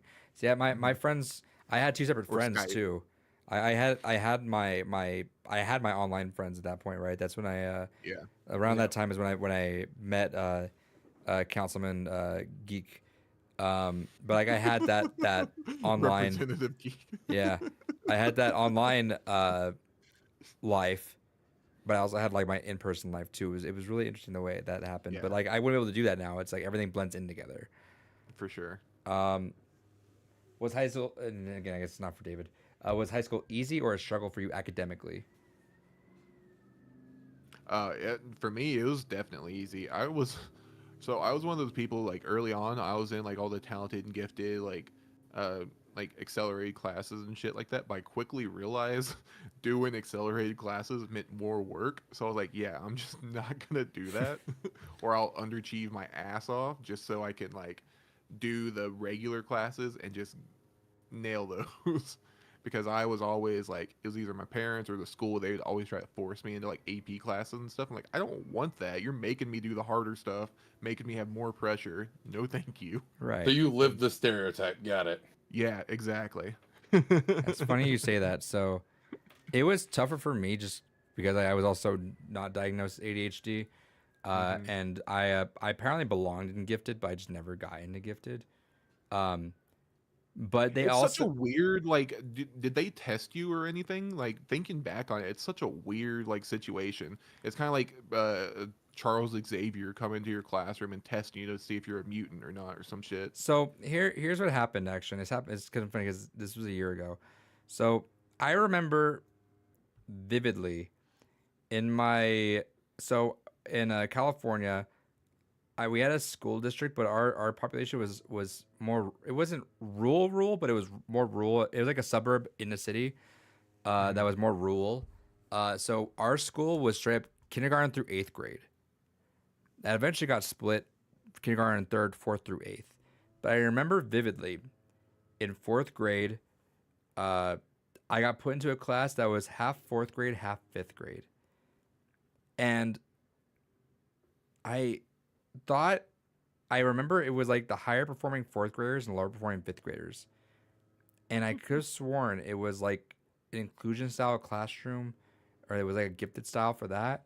But I called asking about that and it was so funny calling. I'm like, hey, I went to the school back in like 99 or whatever. I was like, I need, or no, I was like, it was like more like I went to school back in 2001. I was like, I need information. They were like, oh, okay. Hold on. We're gonna put you on hold for a little bit. We'll ask like one person here that's been that long and then we're gonna dig around a little bit. I'm like, I'm on hold as long as you need. And they came back and said like, no, it's just that we just didn't have enough teachers for that. And I'm like, that doesn't make sense because we had two teachers in there. Yeah. But I was like, I'm not gonna dig around that much. Like if I was in person, I'd probably just, I probably might, I might if I end up over there while there's like a school, where school's going on, I might be curious enough to ask again in person. But that's the answer they gave me, so I wasn't sure. Um, Yeah, ours was really weird. Ours they tested us in kindergarten. I remember this vividly. They like came in and they only did like a select few of us. They like and I don't remember if they just did the whole class at different times or whatnot, but they had like maybe 5 or 6 of us. They had us like all separated and they gave us like worksheets with like logic puzzles on it. Like if this, if that, then this type of shit. And after that, I guess that's how they kind of like, oh, this this kid's not an idiot. This we can take them and it's so start teaching them crazy. Spanish. Yeah, Yeah, it is. It's so weird. Yeah, it's like whenever I remember watching, whenever I was a little bit older, rewatching Star Wars, and they were doing like the whole like test on Anakin. I'm like, oh my god, yeah. this is like what He's just gifted like and me for talented real. was. Yeah, he just like me for real. I'm gonna Uh, grow up to destroy the galaxy. But it was so after that, like, so my early schooling, I went to school in Texas. It was a relatively like not nice district, but it was a big district, and they had like 6 different elementary schools. So they would bus like all the gifted and talented kids to like one elementary school, and they had like a whole wing of the school dedicated to like a few different classrooms where they'd have us in, and they did like all sorts like every year was like a focus on like a different different cultural study. Like one year we did a whole year of Greek mythology. One year we did Interesting. Roman. One time we did Egyptian mythology. One time I think we did China as well. Because this started in kindergarten and went until 6th grade, so I had 6 years of it. Uh, And every Monday they would take us all buses to this other school, and we'd come back at like 2 o'clock. So we'd spend like all day doing this rad shit, and come back, and all the other kids are like ragged after doing like math and algebra all day and right. shit.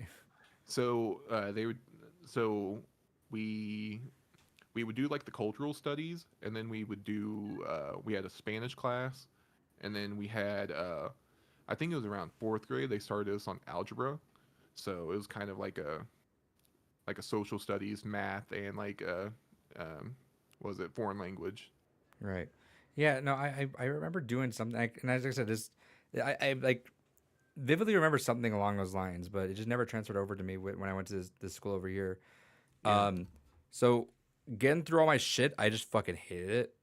I didn't want to do it. yeah, You look at my fucking transcripts. It's like there's no one asked, hey, why the fuck is this kid that's getting an A in psychology and abnormal psychology, but has like a fucking F in biology and stuff like that? Like no one's ringing alarms or doing anything or saying anything. We're like, me as a teacher, I'm like, yeah, if I see one of my students like that, I'm like, well, all right, something's up. I'm like, what's going on here? Um, and so uh, that was tough. And actually, it's funny because they did the same thing to me that they were trying to do with you, except they got away with it for the most part with me. Was they kept hmm throwing my ass in these like advanced classes, and I was like, I don't want to fucking do these classes. Stop it. And so I yeah, got like a D in like AP English 11. They put me in advanced English in ninth grade. I failed it. They put me in pre-AP English in 10th grade. I passed it barely. I could see, I think. And they put me AP English 11. I just got a D, and I was like adamant. I was like, I don't want to fucking do this. I don't want to. I'm like, all right, fuck it. All right, regular English 12. And I was like, cool. What's the bare minimum I need to do this? D minus? Fantastic. Slept all class.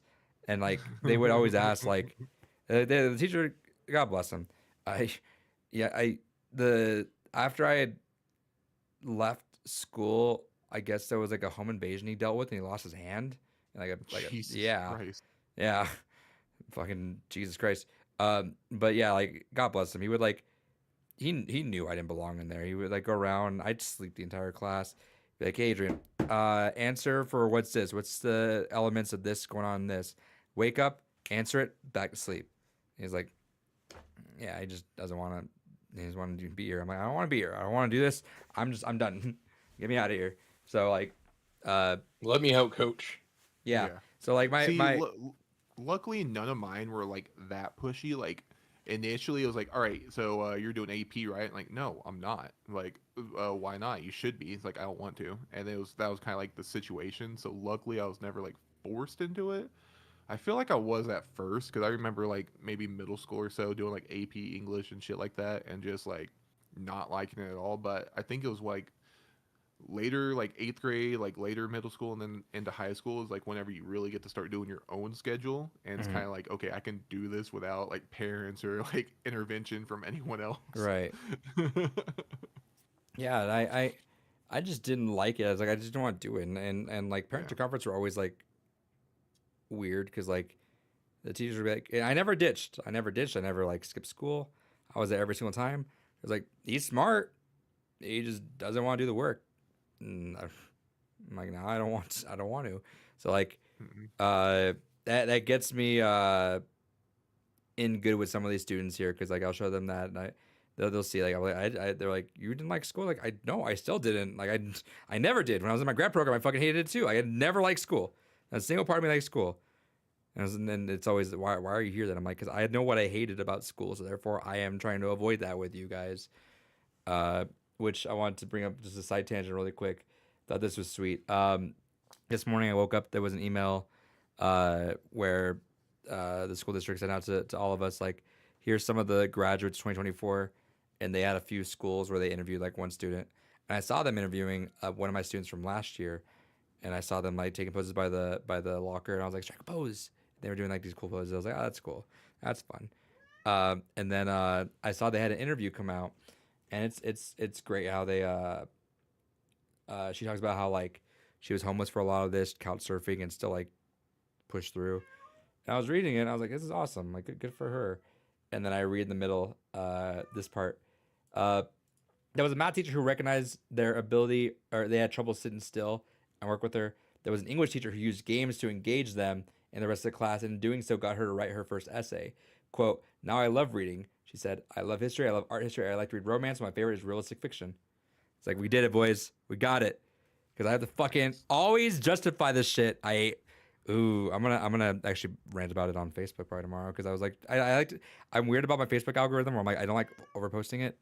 But I was like gonna post that. I'm like, it's nice to have validation from a student because like I've had multiple like admin be like, why are we playing this video game right now? I'm like, because we're learning. Don't worry about it. Promise you we're fine. Do you see them being engaged? Yes, then shut the fuck up. We're logically, I've explained this 45,000 times, and every time I get into it because it's like logically this makes sense to me. Is like, how is it that like the kid is in like is an upperclassman in special education for this subject? They probably don't like it, right? They're probably like, well, I can't fucking read that well, so why would I like the class where it's all about reading? Yeah, okay, cool. So we need to learn about themes still. Why are we shoving more text in their face and saying, read this story that you already don't want to read because you don't like reading? Now tell me what theme is. You're giving them two barriers of work to learn about a theme, which they already like, why do I need to know this? All right, remove one. All right, we watch movies, right? Cool. Let's watch the movie. What's the story here? This. All right, what's happening here? This. Here's what's this happening. All right, is the theme? Yeah, cool. We know what theme is. Yeah, fantastic. All right, now let's read. It's like it makes sense to me, but I'm also the fucking ADHD gifted kid that's like didn't get diagnosed at all during school. So it's like maybe that's why it makes sense to me because I'm backwards a lot of times with this shit. Anyway, to go back to it, what was your first job and how old were you when you first started working? McDonald's and 14. Fast food at Brahms, and I think I was 16 or 17. Same fast food, 16, 17. Mm. What was dating like in your teens? Dating? Yeah. Fucking train wreck. I think that goes back to like we were talking about like kind of like the people I was interacting with in my generation. We were kind of like chronic. Even then, it was like early chronically online. So I am in message boards, MySpace. So I met a lot of people through MySpace. It makes sense because you're got chicks. 2 years behind me. Yeah, So you're 2012. 2012. Yep. Yeah, and I mentioned a lot that 2010 was like the year where it started popping up a lot more, but it was Mhm. still so fresh that didn't need to rely on it. So it makes sense that you guys kind of were like the first like wave of okay, this is the thing now. Yeah. That makes sense. I did say that um the interesting thing about that was that yeah, we were online, but because no one was chronically online, I guess, because again, it required the computer for you to be there. If you were trying to like play game and like trying to like talk to your crush, there could be times where you send a message out in the ether and you have to wait like 2 or 3 days for a response back. And that shit, you're like, you don't know. It's like, did they read it? Did they not? Are they ignoring me because they read it and thought I was weird? Oh, they just didn't actually read it. Who the fuck knows? Um, but it was like actively like you couldn't follow them or do any of that, right? Like you couldn't see Right. anything. So it's like you really like you had to go out there and talk to people, which was imagine the generation these days, that's daunting. Nah, I was chronically online, so Yeah, but your peers were not. no, but I also didn't associate with my peers. Yeah, so you didn't date, David. Yeah, I did. How'd you date? There was one girl I was off and on with for a lot of my younger years, and that's basically what it was. And then during those brief periods of lucidity, basically introduced through the few friends I had to other girls. You just gave me But for the deja most vu. Is part, it that one that we were talking about, or not the one we're talking about? The one that was. I remember like one of your friends at some point being involved. Was that it? Yeah, so she wasn't the one I was off and on with. No, but that was the cause of one of my friendships breaking. I up. remember. That's what it was. Yeah, you gave me deja Yes. vu there first. I'm like, wait a second, something's coming to me. Yeah, right no, now. no. Yeah, that because the TLDR of that one for Kells and those in the chat is I had a very good friend, one of my best friends. I actually lived with him and his family. He is actually the friend that I say, oh, I lived with a black family for a while, so I'm basically black. I thought it was That a is girl. the friend Hold in on, the are we family. talking? We're getting to the girl part of it. Okay. He and I were best friends for much of my life. But that turned when he and his girlfriend was going through some shit. I was the safe friend for a lot of my friends. It was like, hey, if you got problems, go see him. He's a safe person to talk to. And so it ended up being a situation where she stayed with me for a while. And he grew jealous of that, destroyed the friendship, and then I still stay friends with her. Then that turned into a thing where it was like all right, maybe she actually is interested in me. I don't know. Maybe there was a reason for him to maybe be jealous. But then she went into a weird deep end shenanigans bullshit. It was like, all right, cool, bullet dodged. I remember that But yeah, very vaguely. But give me that one of those like flashbacks. I'm like, wait a second, hold on. Let's see. Let's skip around a little bit.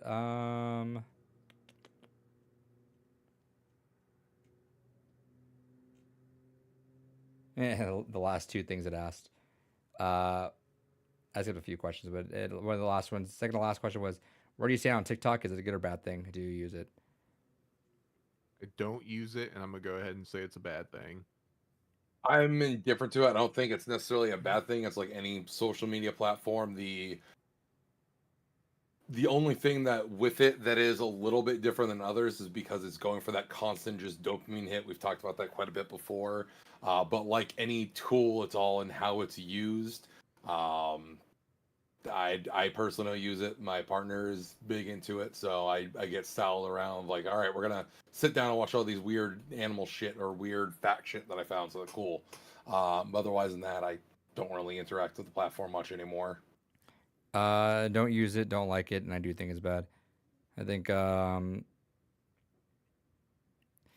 I just don't like how good it is at keeping your attention for so long with nothing meaningful of the sort. My general kind of statement is that is if I asked 90% of people on TikTok, hey, tell me like 5 TikToks you saw in the last 24 hours, they'd struggle for that. And I don't necessarily. I think if you're specifically talking with the kind of Zoomer demographic, sure. I think a lot of people. I think a lot of people are like that. A lot of it's frivolous. Dude. Because at that point, you're talking more about the actual viewer than the platform. The issue isn't the platform. The issue is the viewer. Nah, I'd see if everyone see. I know, like, I'm saying 90% because I feel like confident in, like how I see people use that. But also I feel like it's in a platform that preys on that though. Like we can get to the minutia of that. Every platform preys on its customers. That's the point. Right. I feel like it's a little bit more predatory with like how the algorithm targets to keep you like wrapped into the swiping. But that's not my issue with it. My issue is just I feel like it's a fucking brain drain in general. Right. And it on the opposite end, like when there's other places that have that kind of thing, like you're talking like Facebook has it now, YouTube has it now, Instagram, I think on their end, at least, it provides other things where it's TikTok literally is just that. Like when you were going on just TikTok, you are simply jumping down a never-ending hole of just content that's so targeted and meant for you to not to go away. Whereas at least like at least YouTube. At least there's other stuff, but there's other things. I can't use how much long form content is there on TikTok? Documentaries. I mean, considering they only just recently upped the limits to 10 minutes, not much. I look at YouTube in its early days. The max was 10 minutes then, and now they shifted over to having longer form stuff. So we're talking about a platform in its infancy where it was like, we're going to hammer out our niche by going after what no one else is hammering. And then you're mad that the platform is successful at its niche. Well, no, I mean, it's successful as niche. That's why I think it's bad. I mean, and also I think TikTok has an infinite amount of money right now just to say it can't progress with that. Not that I would say it. It's like I have never seen a single person watch any TikTok for longer than like 30 seconds. Hey, they have full movies on TikTok. You just have to swipe. It's like the old days, right? Like YouTube, you have to like parts 1, 2, 3. Yeah, no, I TikTok is doing exactly what it wants to do. I just think it's bad. I just think it's really preying on us, and we just don't. Humans have currently we have our technology moved past us, and we're struggling to keep up with it.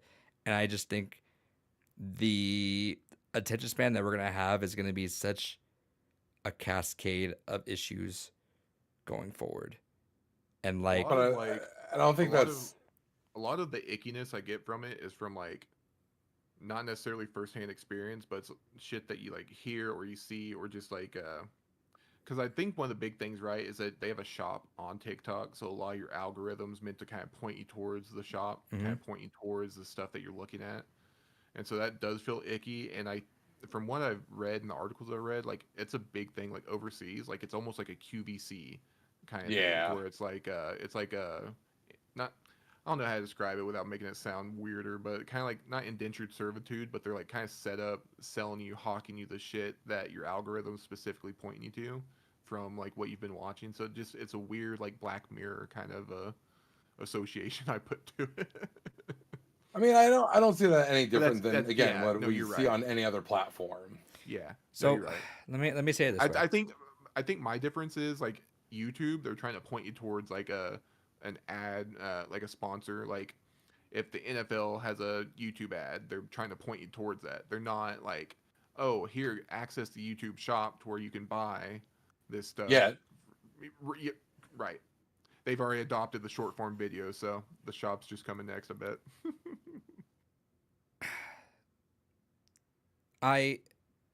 When you look at us, again, let's take us as prime example, right? We've gone through MySpace, Facebook, Twitter, but even though those have like gone to us, they haven't necessarily hinder us on such an extreme level. I think the biggest extremity that those things have hindered us is our ability to like socialize frequently in situations, which is bad. But on the severity level, I just see so many functional issues from the declining of attention span. It's like, what was it? There was a fucking, I hope it was fake. I don't think it was. There was a teacher that was teaching up on the board, and they had to have that fucking that was that truck jumping game. Subway Surfers or something. They had to have Subway Surfers playing on a window next to it. But is that just systemic of the generation causing the demand for it, or was the generation carved by that? I think it's more of just. I think it was apps that just have preyed on it so much that it's become the norm on it. Like it's we can say a system's correct all you want, but you could say a system's bad. I mean, look at the American capitalist system, right? Is it doing the job it's supposed to? Yeah. Is it not great? No. Like That's fair. We can acknowledge that something's like built to do the thing it's supposed to do, but it's not good for the wider array of people, right? And and again, just seeing it like to ring it all the way back, like when we were talking about it, part of it scares me that these non-problem solvers are the ones taking care of us afterwards, right? When we are too old to function and they can't solve a problem, we're done. Like, what the fuck? All right, I guess it's not getting solved. Like, fuck it. Like, it's really cascaded down. And I would agree that I would say, like, is that not just like a generational, just like new thing? No, because people like even now, like I think like, even like older generations, like even older than us, are now suffering from that as well. It just turns our brain a certain way, and it really does. I don't know. I'd be curious to see once the next generation is at our current point, just to kind of see if it is just a stopgap of what is going on in the world, or if it's like, okay, that was their version needing to grow the fuck up. You know, that was I agree. Their grunge of where they just had this weird thing where a certain thing took over the culture. It's always the older ones that look down on the newer ones, saying, "Oh, that's stupid." I would agree, and maybe it is being like closed-minded or short-sighted, right? But like, I don't know, man. Like just seeing this and like, it just feels weird, dude. And it's like, I will, whenever I see kids on their phones, they just have zoned out so hard they're just watching their phones. I'll stand alongside them and stare at their phone alongside with them for like a solid minute. They just don't know. And it's just the thing. Like, think about this. This is why I get existential about this. If you were on your phone swiping for 1 minute and I swear there was not like one single video they stayed on for more than 5 seconds the entire time. What did you do in that 1 minute? Drop my shit. You've done nothing, right? And like, there's a time and place that we can have that would be that's okay for indulgent. We need to kill a few minutes. Whether you're on the toilet, in line, fuck it, like, right? Like, okay, kill some time that way. That's fine. But like, when that is your only thing, because again, I think it's also like a fidget thing. When you need to play with something on your hands, you're gonna grab your phone. What's happening on your phone? You're gonna be stuck on your phone. But like, you just stay on that thing, and like, I'm watching them, and it's like nothing. There's nothing I have gained by watching this last minute. And if I didn't interrupt them, it would go on for longer. Counterpoint, I mean, that's just this generation's video game, this generation's book, this generation's movie, where it's just, that's the current obsession, where they're just stuck in that media. And we're old men yelling at clouds, going I can agree with that. Why don't you... I can agree with that, but like, at this point, I would much rather them read a book. Right, like, I'd rather they read a book or even fuck it, like, do something other than like literally progress nowhere on TikTok because you didn't have a video that you liked, because your brain is now programmed. If nothing hooks me in the first half a second, I don't want to watch it. And it's weird. Gore's wife says, "Time to come clean." I admit, I've been in the Kells the whole time. Oh shit, the truth comes out. Yeah, so I don't know. It's such a weird generation. I sympathize with them a little bit too because I'm like, it's not all their fault. Their parents No. have Yeah. raised them on iPads. And I don't know, like, and then they also dealt with COVID too, so they were like more inclined to stay on their phone because like what else did they do? Yeah, honestly, robbed of a lot of interesting parts of their social lives. Honestly, We're not gonna. Well, here's the thing, that gap year is gonna fuck a lot of kids up for a long time until we clear that whole gap out year, that whole time out. So it's like what? How much more years do we have until all the COVID kids are gone? Another decade? 3. Oh well, yeah, if we're talking like the whole. Because it goes all the way down the chain, right? Because imagine the kindergartners that just didn't get kindergarten year, dude. They got launched into all those kids all at once got launched into first grade. Yeah, I think that was my little brother's freshman year. So it is kind of like a weird situation. You just kind of like lose out on like a big adjustment period. Yeah. Adjustment periods between like high school to middle school, elementary to middle, even senior years. Like senior years didn't get that final goodbye. They just kind of got thrust into fucking college. Like Yeah. from the top end to the bottom end, everyone got fucked on this 1 year, which is going to Yeah. cause that ripple effect until we clear the whole thing out. So it's like there's so many things stacked against them. So that's why I sympathize on a lot on their end. But it's like, fucking hell. Yeah, and I know my little brother's stunted. He just played Rust all during COVID, so he needs some extreme socialization. Yo, that's fucked. Sorry. I think that's it. Might as well have done Hey, he's gonna cocaine. know how to make a sick ass bass. So There you go. whenever the end times come. The children yearn for the mines. Last question on here is an appropriate one for us the past couple weeks. Where do you stand on the Drake Kendrick Lamar feud? That's so funny. I just imagine them asking like a school full of teachers this. I'm like, Oh, it's "Who's like the that?" Tom Hanks thing. Yeah, Yeah. that's fighting words.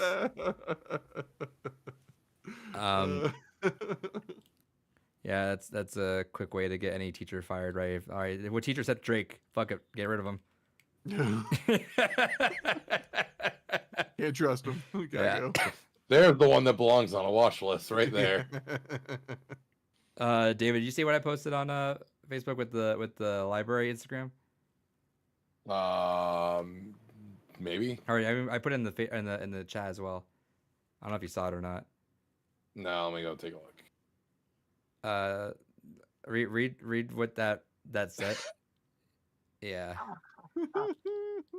For those out there, a public library's Instagram said, "Don't be a Drake. Get a library card so you can improve your critical thinking skills and reading skills." I love it. I love it. Really going after it. Beautiful. Imagine you got beat so bad the library's talking shit to you. Jesus. Oh, actually, here's one last question. I actually think this is a good one for us to end on. 50 years after the last generation is gone, what do you think it'll be remembered for? So, like, World War II being like, save the world from fascism, frugality, made the U.S. superpower, but also not good at human rights, adhered to rigid gender roles, rarely questioned authority. I'm really hoping people remember the whip and Nene. Yeah, that's what we're known for. That's what we created. Clearly, it'll be Soldier Boy. I was watching a reaction to Instincts Bye Bye Bye, and the guys were like so unaware of like what time it came out. They're like, no, this is an old song, right? It came out at the same time like what? Like Soldier Boy came out. So y'all are a decade fucking off. Draco was still in school, bud. Dancing to this song probably. Yeah, what do you guys think? What do you guys want us to be known for? I think, or what do you think? The Our hopeful- sweet memes. Yeah, the hopeful part of me is thinking that art is gonna be like the long-lasting pillar. So like some kind of music, some kind of visual piece, memes. So I guess that falls under there. Just a Shiba meme is gonna exist. Yeah, eternally. Dogecoin. Harambe. Yep, he lives eternally. I genuinely wonder what is ours though. I think it's what kind of what we've been saying though is like we're the last of the last of things, right? Like we know what encyclopedia is. We know how to look at an index. We know is it's the simplest things to us. It's like it blows the fucking kid's mind. How do you want me to find what this talks about in this giant book? Flip to the back. All right, there, page 248. What the fuck? Yeah, I don't know. Control F and IRL. Yeah, actually. Uh, let's see. NPassBot says, from a scale of 0 to 10, David, what is your critical thinking skill like? Please be honest with yourself. I would give myself a 7 out of 10. Why? Wow, what a humble gentleman. He could have said 10, but he said 7. Unironically, I think it's because I did spend a lot of my time when I actually was in educational institutions, taking critical writing classes and taking a lot of film analysis and drama analysis and shit like that. So it is a thing I enjoy. It is a thing I do often, but at the same time, I can be a completely oblivious dum dum. So NPassBot says, please be honest. Even 2 seems too high for you. No offense. I mean, that's fair. Here's I'm gonna. Hey, you're a dumbass. No offense. I think David strives most in his like, if you sit him down and ask him to like fully and like analyze and articulate and create something, he will do that. But if you ask him like on a like whim, David's bad at the wittiness of it. Like, all right, say something like this, Frozen. But give him like, all right, in like a couple hours, can you read this thing and give us like a full analysis? He'll be like, all right, cool. I'm like Batman. I need prep time. Yeah. Yeah, like the Kendrick and Drake beef. We gave him a timeline, and he came back studied. Can you say the Sure. alphabet backwards? No. EXY. I don't think I can either, and I always got terrified that if I ever got pulled over and got told that, I'd just get arrested. But no, I can't actually. He's I have to drunk, do ship it him forward off. first to figure out where the next letter is. So, here's a funny thing that happened. Before we had our assembly today, there was this yeah, it says ZXY. Already failed it. There was 2 You're boys drunk. that were just like fucking dickheads to their sub and just like try to walk off. And I'm like, and me being an actual teacher, I'm like, I can stop. I'm like, where y'all going?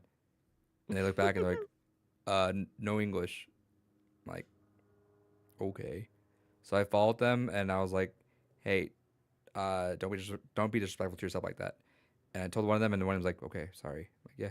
And the other one told the other, it's like, no English, no understand English. I'm like, cool. And I spoke to him in Spanish. Just stared at me.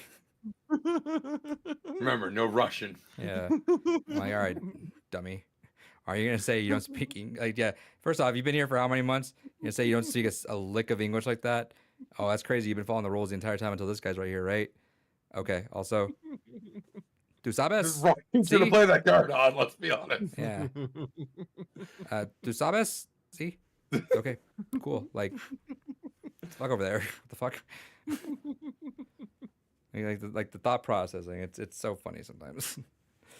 All right. Well, that's wrapped on that. Let's see. Is that it? Are we done?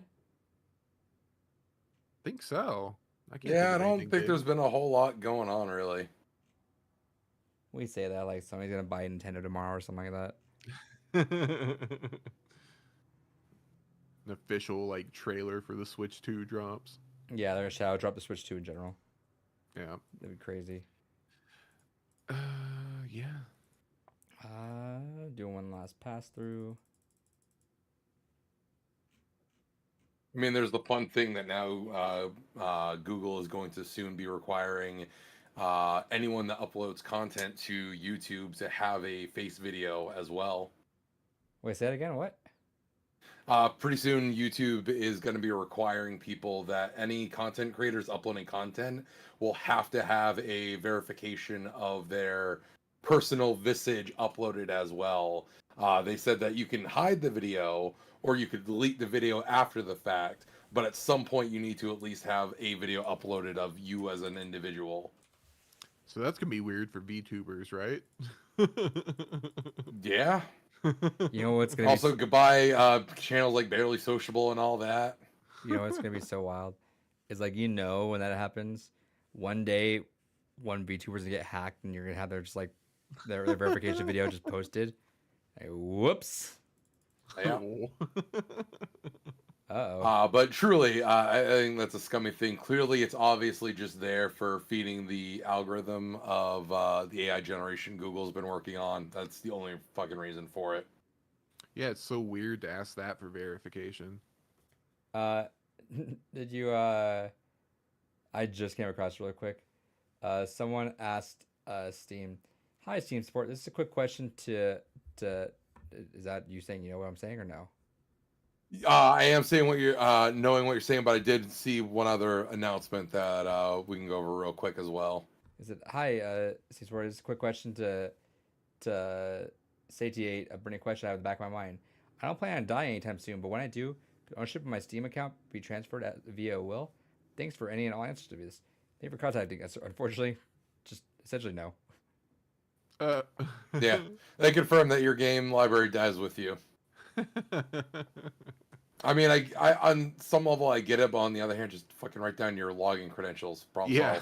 solved. Yeah. You have it written I down keep right a KeePass library. Yeah, I keep a KeePass library that my partner has access to. If anything should ever happen to me, she has access to my logins for everything. So now? What about your Pornhub? hell yeah, especially the Pornhub. We share everything. Right. We're not buying 2 premium accounts of the fuck. Yeah, of course we'll share that. Yeah, it's fucking expensive, man. So it messes with the algorithm a little bit. It's fine. I find new stuff every once in a while. I'm cool Exactly. with it. But no, there was actually 2 quick things here. Found one just recently announced as we were on this podcast. Shout outs to Square Enix bringing the base energy of Kingdom Hearts to Lord Gaben. Speaking of which, it is official. Kingdom Hearts is coming to Steam. Nice. Kudos to them for that. Lucky I can finally replay it now. Yeah, you can play the entire franchise on Steam now. It's wonderful. Aside from the mobile phone games, because fucking Christ. Yeah, fuck those. Also, I've been following this project since it was first teased. It is something that anyone that is into retro gaming that wants physical hardware stuff might want to keep an ear out for. It's called the Mars Project. I don't know if you two are familiar with it. Yeah. I've heard of it. They showed was that a rendering that they showed, or was that like the actual? Yes, that's basically the STL files for what they're working on printing out. But yes, so that they've been finally showing off what the Mars Project is going to look like, and it's everything that the Polymega was originally sold to be. So pure FPGA console built from the ground up for gaming. So that's kind of one of the complaints that the Mr. Project gets a lot, is that the whole reason why the Mr. Project exists is because the DE10 Nano was given away basically. Like, it's a cheap fucking chip, but over the years it's become more expensive, and honestly developers have taxed it out. Like, basically N64 just can't be done on the DE10 Nano. It has to be software emulation. So we've hit the max of what that platform is capable of. So right from the beginning of this project, the way they advertised this thing was like Marvel vs. Capcom 2. So we're already talking about some late gen consoles and later gen arcade games. Fucking great, fantastic. And they've been showing off what we're getting with the product so far. They have a standardized port. It looks like it's going to be for Genesis games as the standard, but then there'll be adapters for all the consoles they'll support. In the back I/O, we have Ethernet, we have HDMI, we have I think it's a DVI port, interestingly, and we have composite cables. Looks like it's powered off of USB-C. You'll love to fucking see it. Nice. And they are doing a thing that Polymega does, but again, just better, where the front I/O is by default USBs, but you can hot swap them with all the actual original cartridge slots. They did also confirm that unlike every other fucking emulation console out there, like the Retron, the Polymega, etc., when you put a cartridge into the fucking console, it actually plays off the cartridge. It's not just dumping to RAMs, in which case you may as well just be playing a fucking ROM file anyways. So if you wanted to play with all your original carts, have all your saves go back to the original carts, it does that. It's wonderful. But of course, it's also meant to just throw all the ROMs on there if you want. There is mention that obviously it's going to support up to at least Dreamcast. There's plans for exploring other options down the road. Currently, there is an idea of what they want to do for the CD add-on. They've talked about probably making it just like a base unit. It sits right on top of almost kind of like the old Genesis Model 1 CD attachment.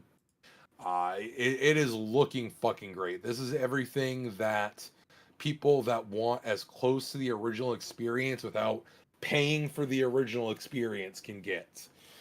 So I'm excited for this. I've honestly thought about getting the Mister quite a lot, but this made it so I basically was going to just hold out for this. There's still no final word on what the price range is going to be. Murmurs do have it at around like 700ish range though. So we'll see what happens with that. But Rare test this sighting. is looking. Oh, look at that sweet baby. I think it has like a controller like port swaps too, doesn't it? Yep. For all the consoles it supports. That's so sick. Hopefully, it will be more widely available than analog bullshit. Fuck analog. But yeah, no, I'm so fucking stoked for this. I can't wait to actually physically have this in my hands because that is one thing that I do like. I always like the concept of the Mister 4 and why I originally wanted the Mister is I like the idea of just having like the living room console where it's like, okay, the game room up here, my game room / office is where everything is going to be displayed. It's going to be used, but like sometimes I just want to have folks downstairs and not cram everyone up here. So the idea of just getting like a Mister, throw it on their TV, and then you basically have, up to PS1 ish, being able to just be emulated there, great thing. But now this being able to do at least up to the Dreamcast and all fucking hardware, beautiful emulation, basically effectively like playing the original consoles. You'll love to see it. So I am excited for the concept of this project. I can't wait to see, again, a price tag. It's probably going to hurt, but I know I'll probably end up getting one. Nice. Is that about it? That is. Probably. Double check. Oh, also shout outs to Limited Run for also fucking up on the vinyl release for Teenage Mutant Ninja Turtles. Oh, no. Kudos to them. What they do? They did a shit mastering, and so the audio's fucked up on all the vinyls. Of course. Unfortunate. Oh shit! So Limited Run is doing Animal Well. Pre-order start May 24th. Yeah, sad day. Damn it! I just seen that. Damn it! Damn it! Yep, I'm saving a lot of money now. It's great. Like it will truly be. It will have to be basically at this point a Grail item before I give Limited Run money. So the closest would honestly maybe be if the fucking Clock Tower remaster does materialize. Would you but, trust them with that though? Remaster, yes, because it's being done by Night Dive, and I do trust Night Dive, and because it's going to be on a modern platform, so it's not like we're getting an SNES release that I can't trust. But All right, fair enough. it would have to fall into that category where it's a Grail item. That's the only way I could at this point fucking give them any money. Like if someone were to tell me, all right, we're fucking doing a fucking another release of an SMT tile. It's like, all right, well, fuck me. I guess that's where I gotta go. I need to get that. But Fair. also, I don't know if you all saw that, but Miniatures Market had an amazing board game sale. I got like $600 worth of board games for like $30, so I'm waiting for that to come in the mail. What, And that what was is it? it's a site called Miniatures Market. They had a massive clearance sale going on. It went out like crazy. It went fucking quick though. I had probably like 20 items in my cart. Most of my cart was already sold out by the time I went to check out. But yeah, I got like $600 worth of board games and tabletop RPG stuff for like $30. Dang. So I'm waiting for that hefty boy package to come my way. So that'll be a fun episode of what did we get this week when that comes in. Nice. All right. Well, on that note, I think we're good. Oh, I'm fucking always good. Let's go. Yes, sir. All right. End stream. No, just end recording. All right, stream. Shout out to MPassBot for keeping David honest. Hell yeah. Shout out to you. Yeah. You're the true N-word. Oh, end stream. Really quick.